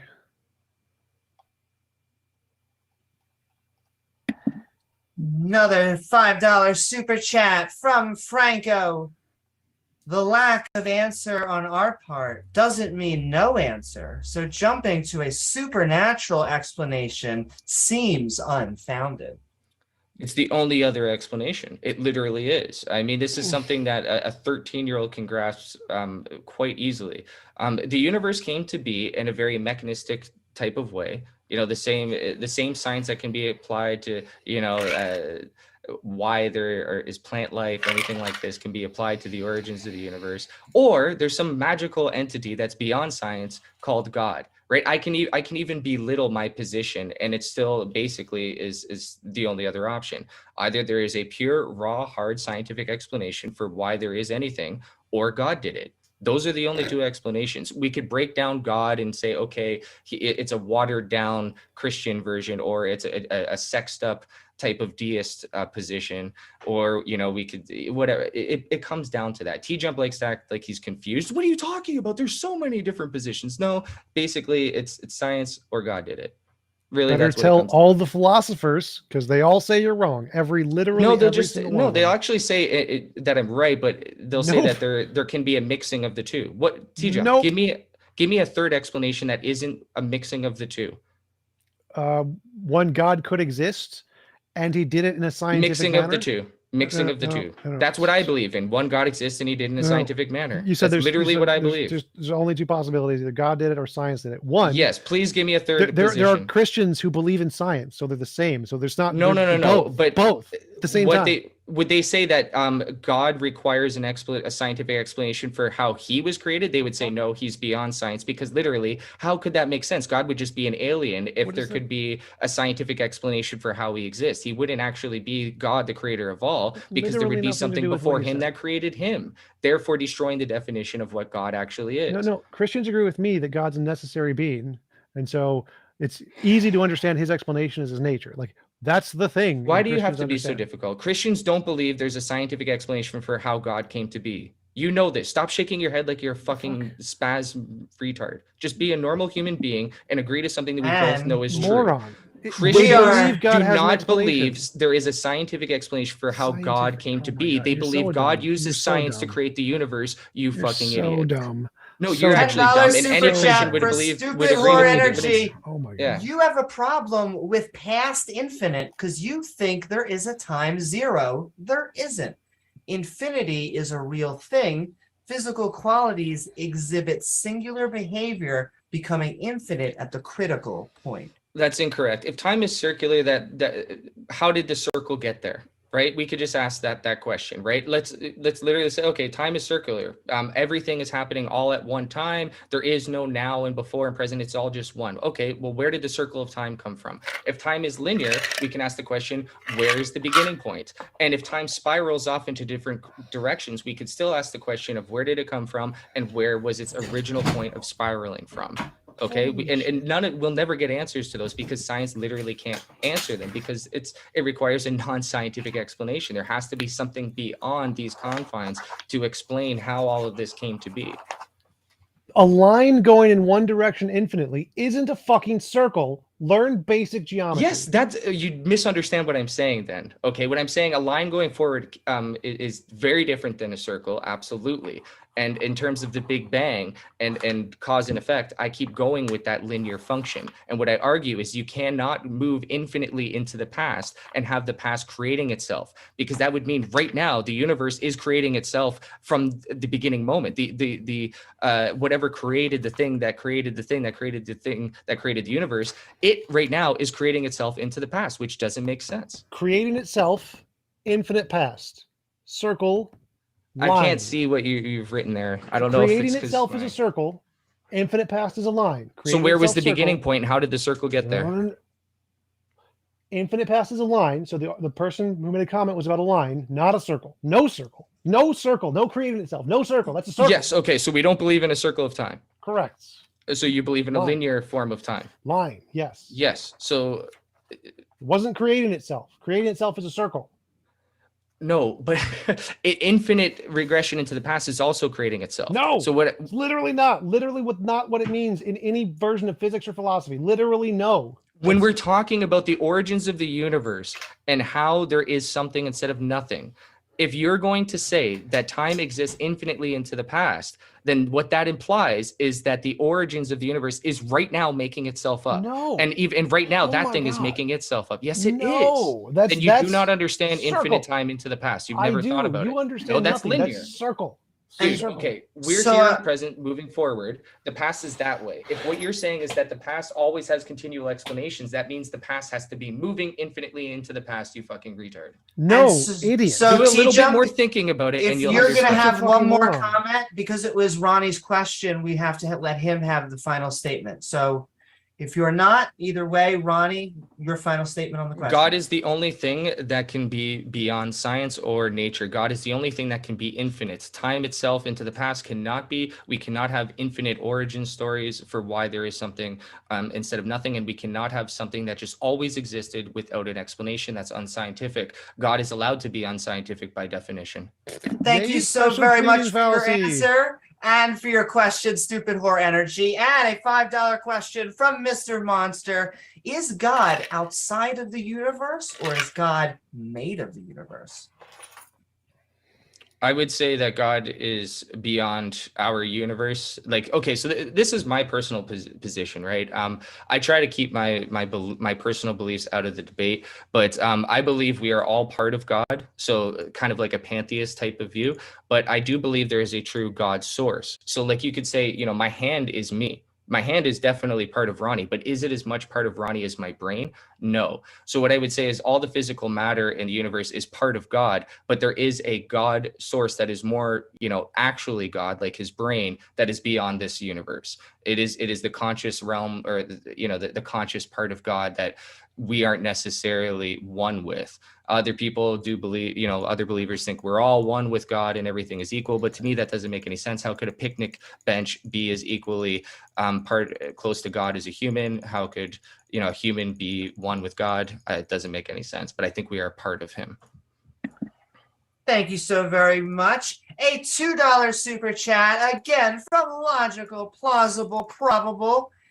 Is TJump in Meltdown? Come discuss in After Show. Not only that, but I went out and found his link, and so I am sending that link for the After Show into the chatosphere, so come on and join. But thank you so much, LPP, for the support.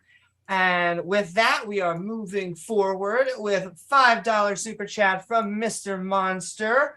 Has the telescope disproved Big Bang Theory? Has the new telescope disproved Big Bang Theory specifically? So No. New.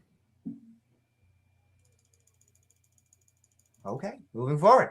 Logical, plausible, probable. Oh, the spice is real. Is TJump's ego insane? Discuss an after show. Thank you again for all the love, Logical, Plausible, Probable. And the link to your after show is now in the chat if anyone would like to visit.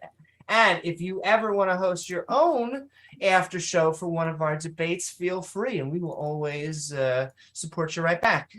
The Legend Ribs, $5. Quantum fields align more with a possible creator since it is the birth child of Newton and other electromagnetic founders on macro and micro scales. No, quantum fields are an actually existing thing. They weren't invented by humans. So, no. Thank you so very much for your answer. Moving forward, again, in all caps, after show will be a dumpster fire. Don't miss it. I don't even have my little dumpster. Thank you so very much, LPP. Again, sending so much love. And yeah, for the support. And $5, Cap'n Crunch. Rumor has it the butt print on TJump's clam chair is deeper than the Mariana Trench. Moving forward, thank you, Captain Crunch. $2. Once again, more billboards. Logical, Plausible, Probable says open mic after show right after the debate. Don't miss it. It's like now I'm thinking James Jennison, the guy from Spider-Man. We want after shows. Give me pictures of after shows. But sending so much love. Logical, Plausible, Probable, and yeah.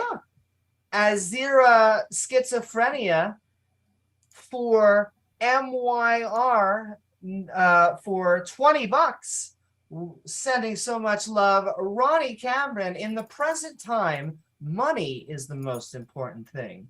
We need to work. We need money to survive. So how can God be more important?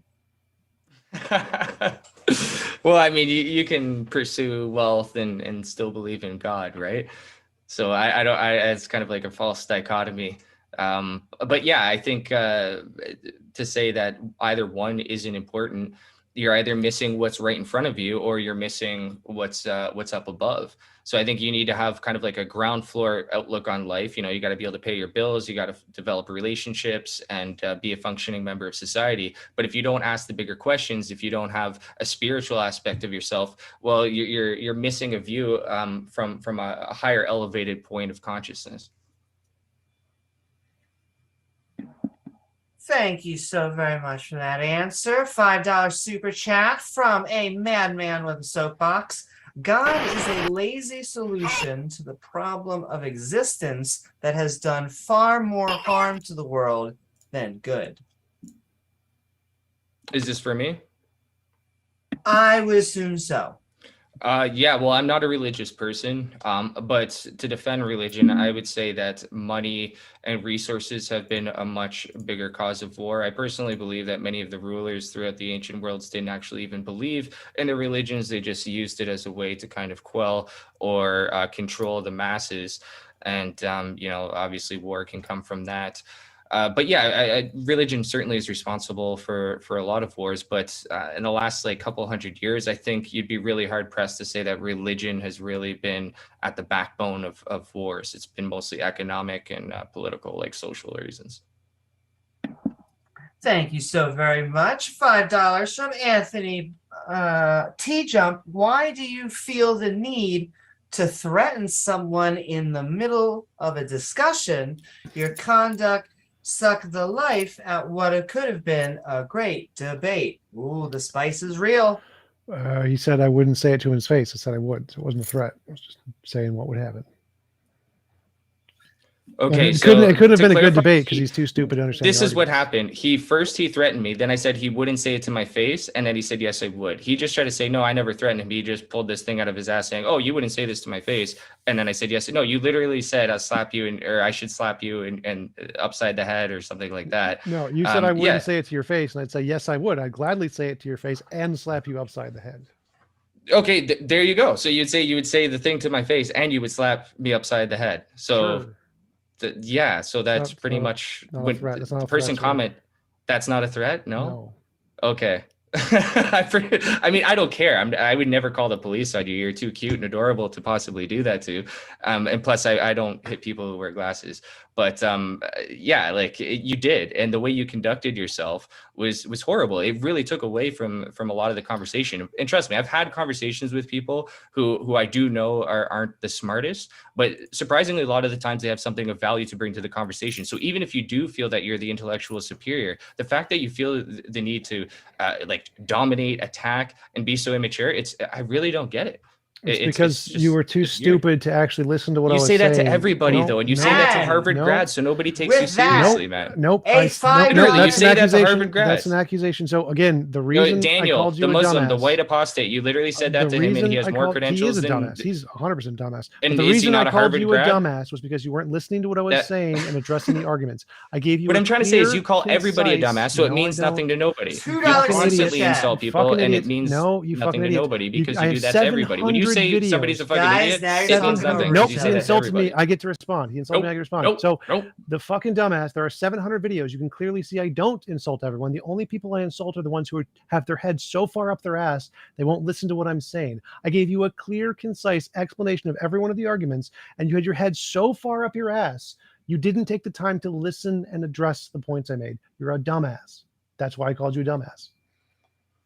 Hey. $2 super chat from Bubblegum Gun, also bringing the spice. Petition to ban TJump from all debate platforms.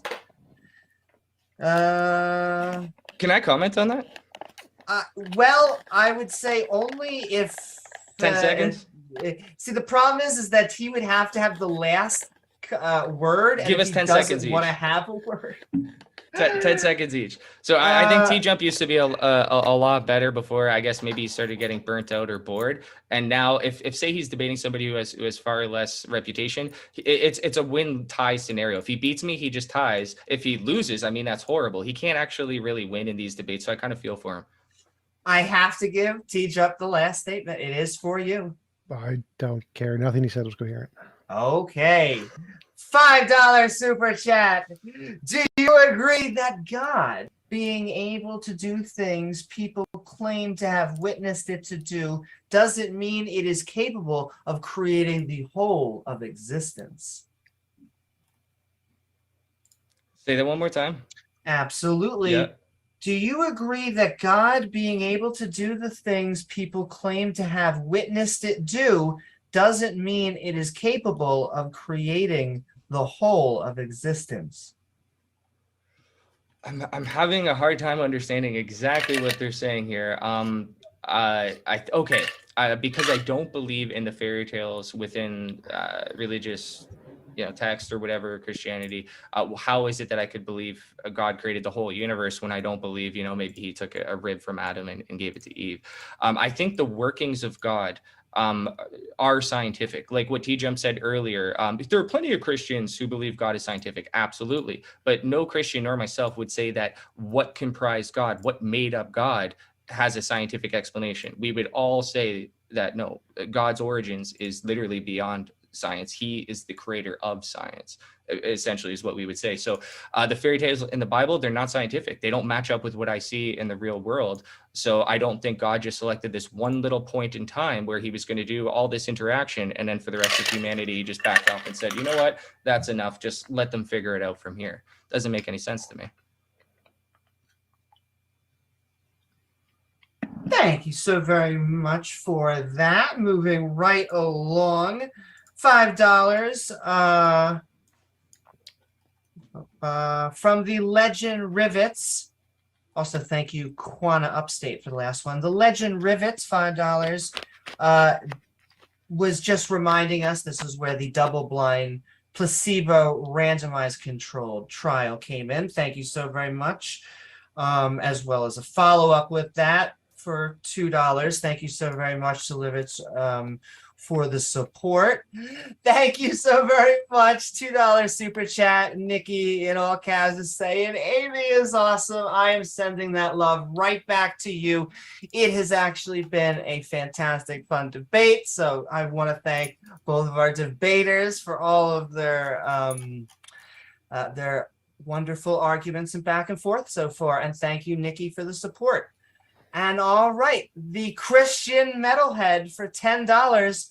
What would allow the necessary nature of the universe to actualize other objects into reality rather than just simply be without conscious intent, including the property of our own intelligibility? I might have to read that one more time. It's because it's inside of its nature. It has the quantum fluctuations are a function of its nature, and the quantum fluctuations can bring into the universe, and you don't need a choice or a decision to do that. Thank you so very much for that answer. Another $10 super chat from Sunflower. TJump, when we discover what appear to be cave drawings in places we previously thought impossible, why do we rearrange the anthropological record to account for how people made them? Could have been rocks. Because cave drawings, there's no natural process that produces cave drawings. Yeah, I'm not a big fan of if you come across a watch on the beach, surely a man created it, therefore the universe was created by God. I mean, that's a huge stretch, right? It's taking something that we already know is created by man. So right away, the whole analogy is kind of poisoned. So yeah, I don't even really like that form of argumentation. I'd probably be with TJump on that. Irony, so much juicy irony. Well, here's the thing. The fine tuning we never even really got into. I try to just keep this as clarified. The debate By is irony, I meant that what you just said is pretty much what I said about your first argument. I know. TJump, again, you say something, I begin to talk, and you just assume that you've talked over me, and it's really funny.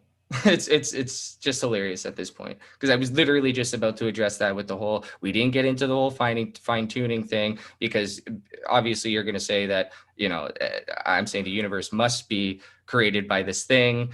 I'm invoking whatever, You know exactly where No, you're no, going with this. I know where you're going with this. I wasn't talking about the fine tuning. I was talking about the argument you made about the cosmological argument coming to an existence. I was saying the argument you just made about the fine tuning argument is the same argument I made against your cosmological argument. Mm-hmm.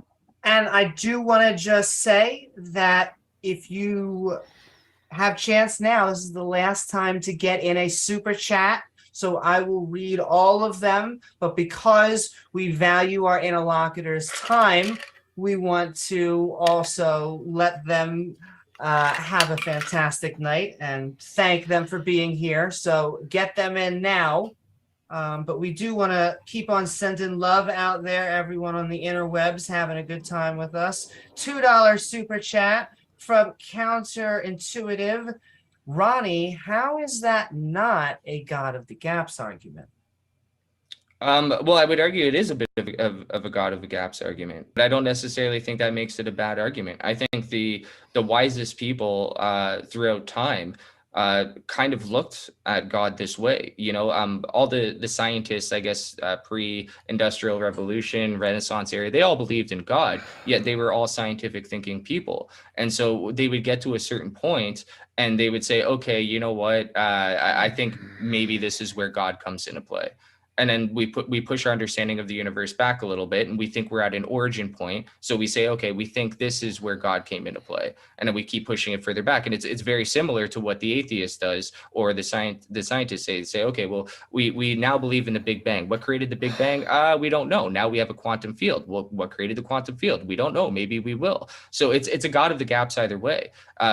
Basically, we're stuck with the same question that we've been dealing with since Plato and Aristotle. Why is there something instead of nothing? And I think all cultures throughout the world have asked this question. And the only satisfying answer is there is a God. Otherwise, all cultures wouldn't have believed in God. There is nothing else that can satisfy it.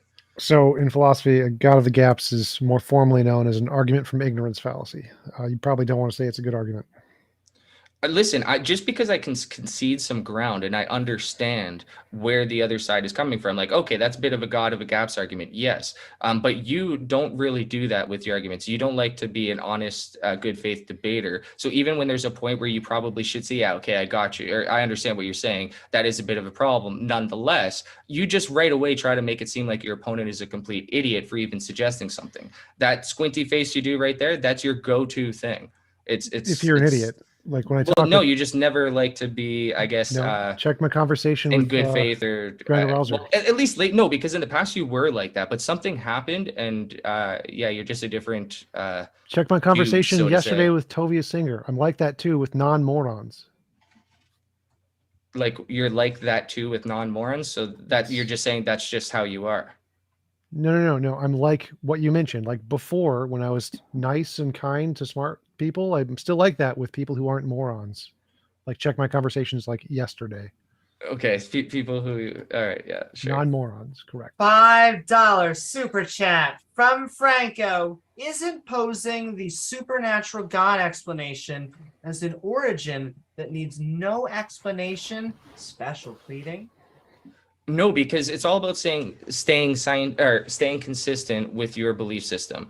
So if we take a look at, say, all the Muslims out there, all the Christians out there, we understand that they believe in God. So we wouldn't really be so confused if they say, well, you know, God punishes and rewards people. We wouldn't be like, what are you talking about? God punishes and rewards people? We understand that this is basically following the premise of their belief system. If there is a God, he would most likely punish and reward people. That's basically where they're coming from. So what I'm saying is that if there is a God, we have an explanation for the universe. It makes sense why God would create the universe. Without a God, we don't have a how, we don't have a why. So even though I can't prove that God did it by process of elimination, if science can't, it must be God.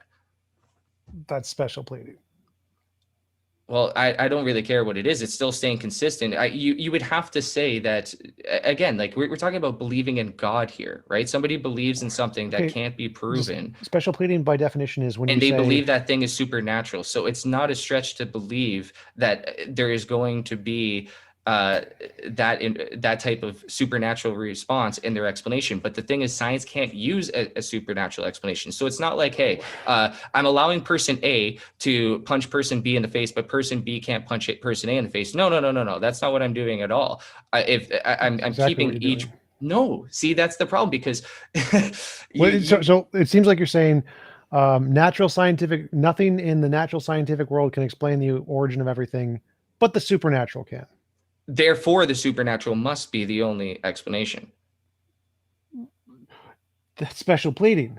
So it's simply saying because you assume this person can't do it, which you haven't proven, therefore the other person can do it. That's actually an argument from ignorance, but no, because you have to think of the framework. Science, by definition, can't use a supernatural explanation. Do you agree?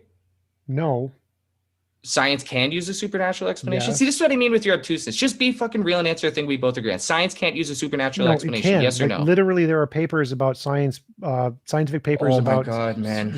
I don't want to even talk to you anymore. No one in because science it's impossible to find a middle ground and a point where you can even agree on an axiom. No, you're actually just that annoying. No one in science says you can't use supernatural explanations. No one in science. No one. On that night. Are you fucking retarded? $5 super Unless chat. they believe in God, that's the only way. While being No. scientific, you can't use a supernatural There are explanation while being atheists scientific. who believe in the Like supernatural. somebody in the chat, please There provide are a source. atheists. Email us a link in which a scientist uses a supernatural explanation, and who isn't religion. It's an atheist using a supernatural explanation. You find it to me, and I'll admit TJump is right. But we all know that's bullshit, and we all know TJump is capable of saying the most retarded shit possible. Sarkiris. It's absolutely insane. Google Sarkiris on my YouTube channel. He's an atheist who believes in the supernatural. Probably some outlier. Probably some outlier. Journals. You wanted an example. I gave you an academic journal, psychology journals on. Yeah, he's probably some sort of deist, and he described himself as an atheist, because I describe myself as an atheist when I was a deist. There are many atheists who believe in the supernatural. Oh, and you wear glasses. Yes. Sure. Spirits and ghosts and but no God. Fields and no God. Yes, this is very, very common. How are you so dumb? How are you so ignorant of basic human knowledge? It wouldn't be supernatural then. It would just be a science that we haven't discovered yet. Supernatural means beyond natural. That's all it means. There can be stuff beyond the natural. Yes, so then there would have to be an explanation for it. Oh my God. If there's no explanation for it, then it's within some sort of other spiritual realm. What realm would it be in? Holy shit. If you wear glasses. Stupid. You can call it supernatural, like but if it has an soy explanation, it's not supernatural. It's not. Anything that has an explanation isn't supernatural. Where in the definition of supernatural is that? Let's look it up. Let's look it up. And while you are looking it up, I am going to $5. Oh my God. If you wear glasses and look like a soy jack, you're probably just going to blindly believe whatever an authority figure tells you. Supernatural. The manifestation or attribute of some force beyond scientific understanding. Yes, you fucking idiot. Where does it say has no cause? No, beyond science. It's literally beyond science. The supernatural is beyond science, so therefore a scientist can't use the supernatural. You fucking idiot. You just proved yourself so goddamn wrong. Science, you're so fucking dumb. Science is a method. I love it. That was great. Can you just repeat that definition again so the whole audience can hear it? Supernatural, a manifestation of or event attributed to some force beyond scientific understanding of the laws of physics. Scientific understanding is the current amount that we currently know, which means gravity 500 years ago was beyond scientific understanding. But it wouldn't be supernatural. It's just beyond science. Right. So you don't know. Beyond their understanding of science at the time. Wait. So again. So what I'm arguing is that something that literally can't be explained by science is supernatural. What is supernatural can't be explained by science. In the definition I just read, what it says beyond scientific understanding doesn't mean what Webster's dictionary. The meaning of the supernatural is of or relating to an order of existence beyond the visible observable universe, especially of or relating to God. Sure. So especially or means it can be something else. But here you are being so obtuse, trying to say, what are you talking about? Supernatural has nothing to do with God. Do you have any idea how many scientists and atheists use supernatural explanations? What does the word especially mean? Especially means like possible. Sometimes. No, it doesn't mean possible. Especially means like it's not every. It's the opposite. No, especially means like specifically pertaining to, or I don't want to get every. Dude, this is where obtuseness gets you. It gets you down a realm where you're searching up definitions of supernatural. I try to make it easy. Supernatural, beyond science. Anything that has a scientific explanation is the study of nature, natural laws, anything that we can measure and determine. You skipped the first definition of a relating to orders of existence beyond the visible observable universe. I said that. And then it says of or relating to God. I said both definitions. You are a selective listener. You're a fucking fool, man. Supernatural applies to lots of things. Don't include but I have God. a lot of fun. I have a lot of fun, and it's stupid that you don't know the supernatural applies to things other than God. Stupid. $2 super chat. A God, demigod, spirit, or devil. A spirit can exist without a God. Demigod all God. That's what I said. All God. What? No, it's all in the spiritual realm. It's all within this realm of God. You can call it a spirit, you can call it an angel, you can call it whatever. I'm trying to break it down into science, natural, what we all understand as you're just so incredibly you're just so obtuse. And $2 super chat from the legend Rivs. We keep on thank you for all the support and love you gave us. We're sending it right back. Spicy is TJump Ragan. What? Road Dragon? That's what it appears to be. We're gonna keep on moving forward. $5 from Robert Summers, and it looks like these are going to be the last few questions. Ronnie, why do you get to say what this God is or isn't, and that it is beyond human understanding? Well, I don't define God in terms of exactly what he is, but I can define God in terms of what he isn't. God certainly isn't, a snail under some dirt that created the universe. It just doesn't make sense, because we could ask the question, where did the snail come from? So clearly we can start to use that type of thinking to rule out what God could be. He's not an eagle. He's not this. It has to be something far beyond that. Now, why do I get to use the supernatural explanation? I've already explained that. Anybody who believes in God, a Muslim who I disagree with Islam, they are allowed to use supernatural explanations while being consistent. It's whether or not they can argue and defend their positions. I'm not just going to say, oh, that's supernatural, you're therefore wrong. I would hear them out, and then I would attack them in whichever way I could. So like the story of Adam and Eve, the story of Noah's Ark, the parting of the seas, there's a lot of things there that I can attack. But I wouldn't be like, oh, you're not allowed to use these supernatural explanations. In fact, they are. A scientist isn't allowed to use supernatural explanations. So if a scientist says to me, well, how do we know that a giant squirrel just didn't poop out the universe? I would say to him, come on, you don't believe that because you're a scientific reasoning individual. So don't give me these types of obtuse answers. Just be real with what you think actually happened, or what is possible to be able to happen. So yeah, scientists can't use ridiculous answers like, we don't know and it could just be anything, blah, blah, blah. They're stuck with having to be able to explain it scientifically. Most atheists and agnostics believe in supernatural powers and that there are forces of good and evil, even though they do not believe in a God. New study finds.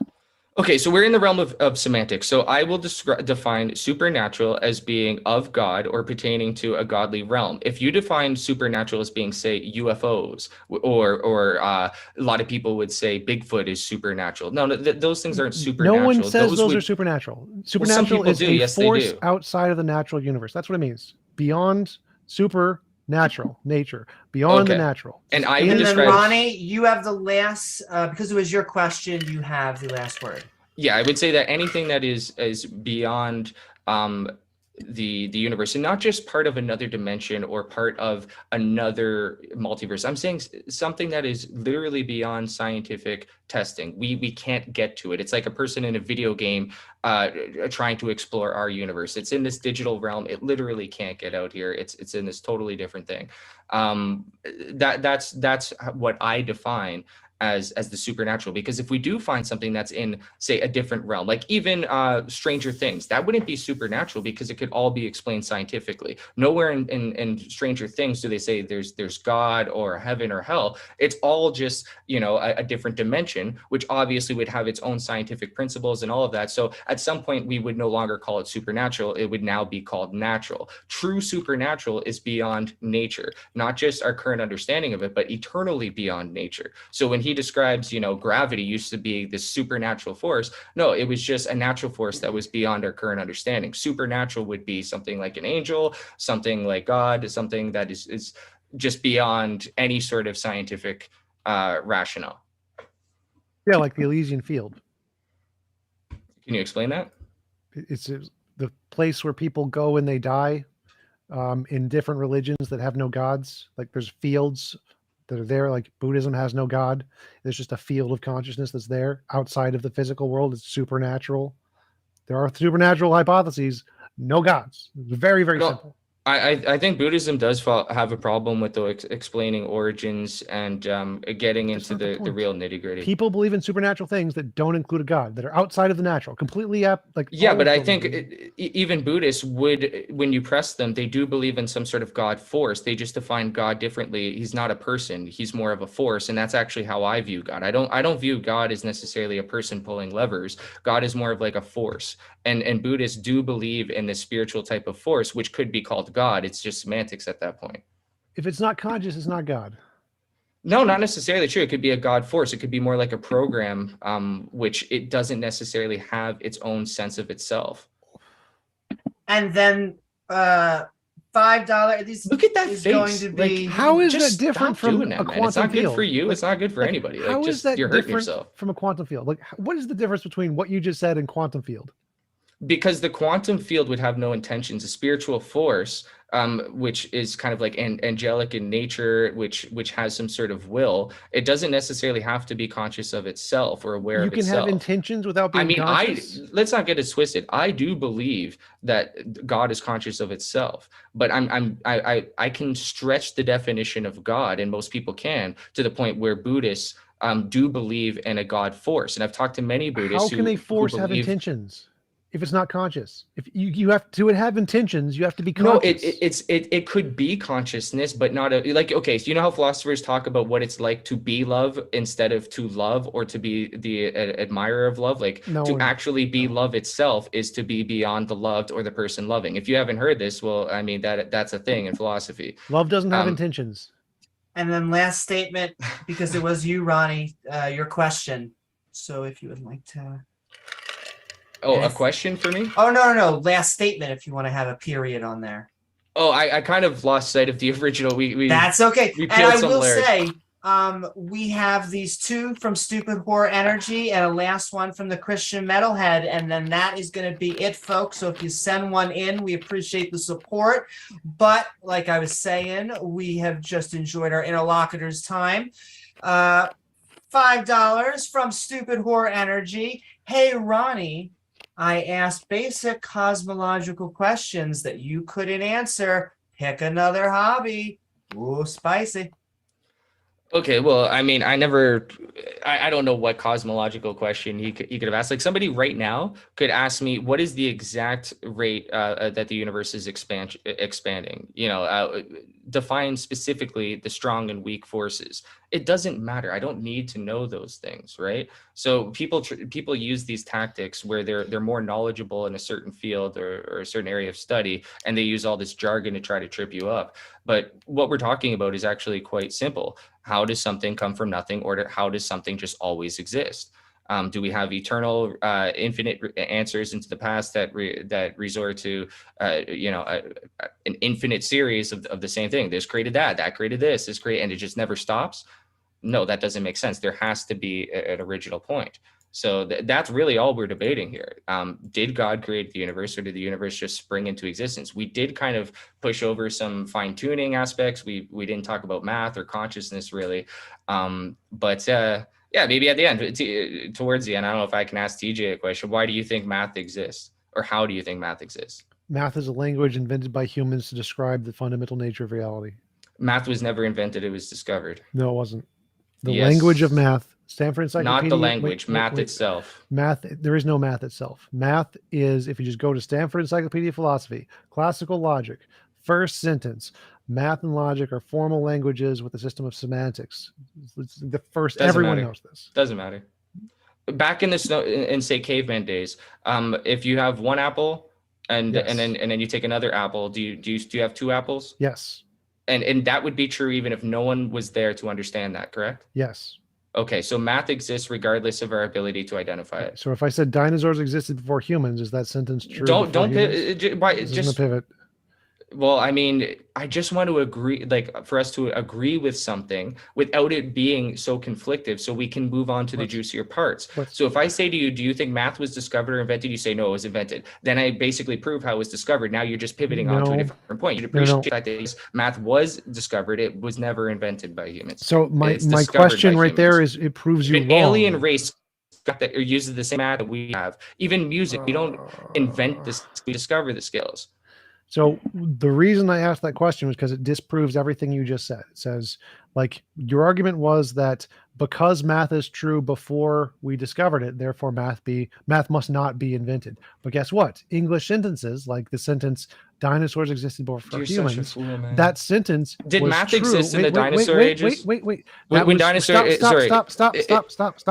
Did math exist before life existed? The sentence "dinosaurs existed before humans" is true even before humans existed to discover that sentence, right? The sentence didn't exist until Man, the you're 17th so boring century. to listen to sometimes. How are you?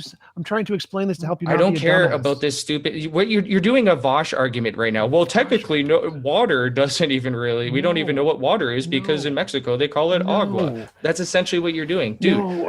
Two dinosaurs. We're two dinosaurs, regardless if there was anybody there. Idiot. What silly point are you trying to prove that you think I don't understand? The fact that we Like, seriously, made what up point do you numbers think- 1 and 1 in this Everybody 16th match. century? You're getting so far below everybody right now. It's annoying. We all know humans make up numbers. We all know people make up languages. What we're arguing is whether or not math existed before we Right. invented a language for Right. it. And the So- answer is yes. So just shut the fuck up and agree. No, you fucking moron. The fact that we make up sentences Because you math can't. is a Look, dude, you language. cannot agree on anything. Shut up, you You dumbass. cannot agree The on anything. language of math was invented just like the language of You're English an was absolute invented. child. And we can use those to describe facts of reality. And the facts of reality are true. The math Yeah, is a I know. language to describe those things. You're a dumbass. Stanford Encyclopedia of Philosophy. We all Classical logic. TJ, Very like, first I'm system, Before literally- you respond, dumbass. Ronnie. I'm down to finish the questions, Amy, but I Sure. don't want to Well, this and there's anymore. there's I only really two. want to talk to him. Well, I just want to say send love to both our interlocutors. There's only two more left. I will let you have a period if you don't have a question mark on it. If you want a period on that, did he? I can't tell if he froze or left while he was making a statement. Good. You see that? Well, that's okay. We're gonna send love to Ronnie Cameron, who is in the description below. I will say there's only $5 from Stupid Horror Energy. Boundary et al. In a paper lays out how a theist can have a successful supernatural hypothesis. Thank you so very much. More spice from Stupid Horror Energy, sending so much love. She gives love to us. We give it love back. But this is the last question of the night, folks. And it's going to be a 1.5 because I want him to feel like he's getting his money's worth. He's bringing the spice from the Christian metalhead. Says TJump owes me $10. Unsatisfactory answer. And we'll even go back. For $10 from the Christian metalhead, he asked, what would allow the necessary nature of the universe to actualize other objects into reality rather than just simply be without conscious intent, including the property I remember of the our question. own So I gave a formal answer. The answer I gave was Graham Oppy's answer, a professional academic philosopher. This is agreed upon by all of the theists. Read this like, yes, oh, that's a possible answer, where the quantum fluctuations in its nature can create these things. Its nature, without a consciousness, can cause a shift in reality to produce new stuff, just like God Sky Daddy can. In fact, it's more plausible than God Sky Daddy making a decision, because we have no evidence decisions can exist as a fundamental part of a nature. We do know that quantum fluctuations can. So this is a formal answer by academic personal philosophers. You're done. Woo-hoo. Actually, I had a question on Just- my end for him, but Slumdog Millionaire super chatted, Sure. is God all good? If God is good, but also allows evil, then wouldn't a non-motivated eternal being be more likely to allow evil than an all good God? And that makes sense. But he bailed, so you can't answer the question now. That is okay. I do want to thank both of our debaters. In fact, I would like to thank all of you out there for joining us on Modern Day Debate. We are a neutral platform welcoming everybody from all walks of life. Please don't forget to like, follow, and subscribe if you enjoyed tonight's debate on Did God Create the Universe? With our debaters, TJump and Ronnie Cameron, here to help us find that answer. Plus, if you like what any of our guests had to say tonight, all of their links are in the description below. Plus, if you're looking for even more fun after the show, feel free to check out our MDD Discord. Plus, there's an after show. More love out there to LPP. And with that, I am Amy Newman with Modern Day Debate. We hope you continue having great conversations, discussions, and debates. Good night. Mwah.